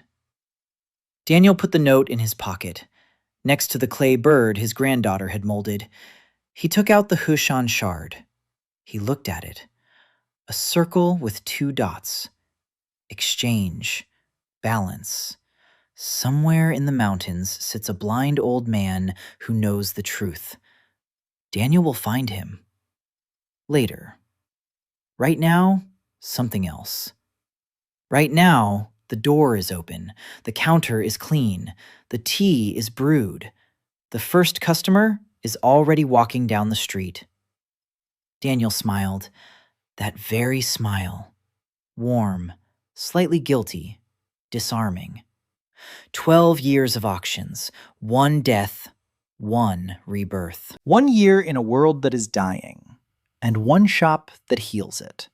1 item at a time, 1 person at a time, 1 story at a time. He straightened the sign. Khan's shop. Appraisal, exchange, consultation. Open.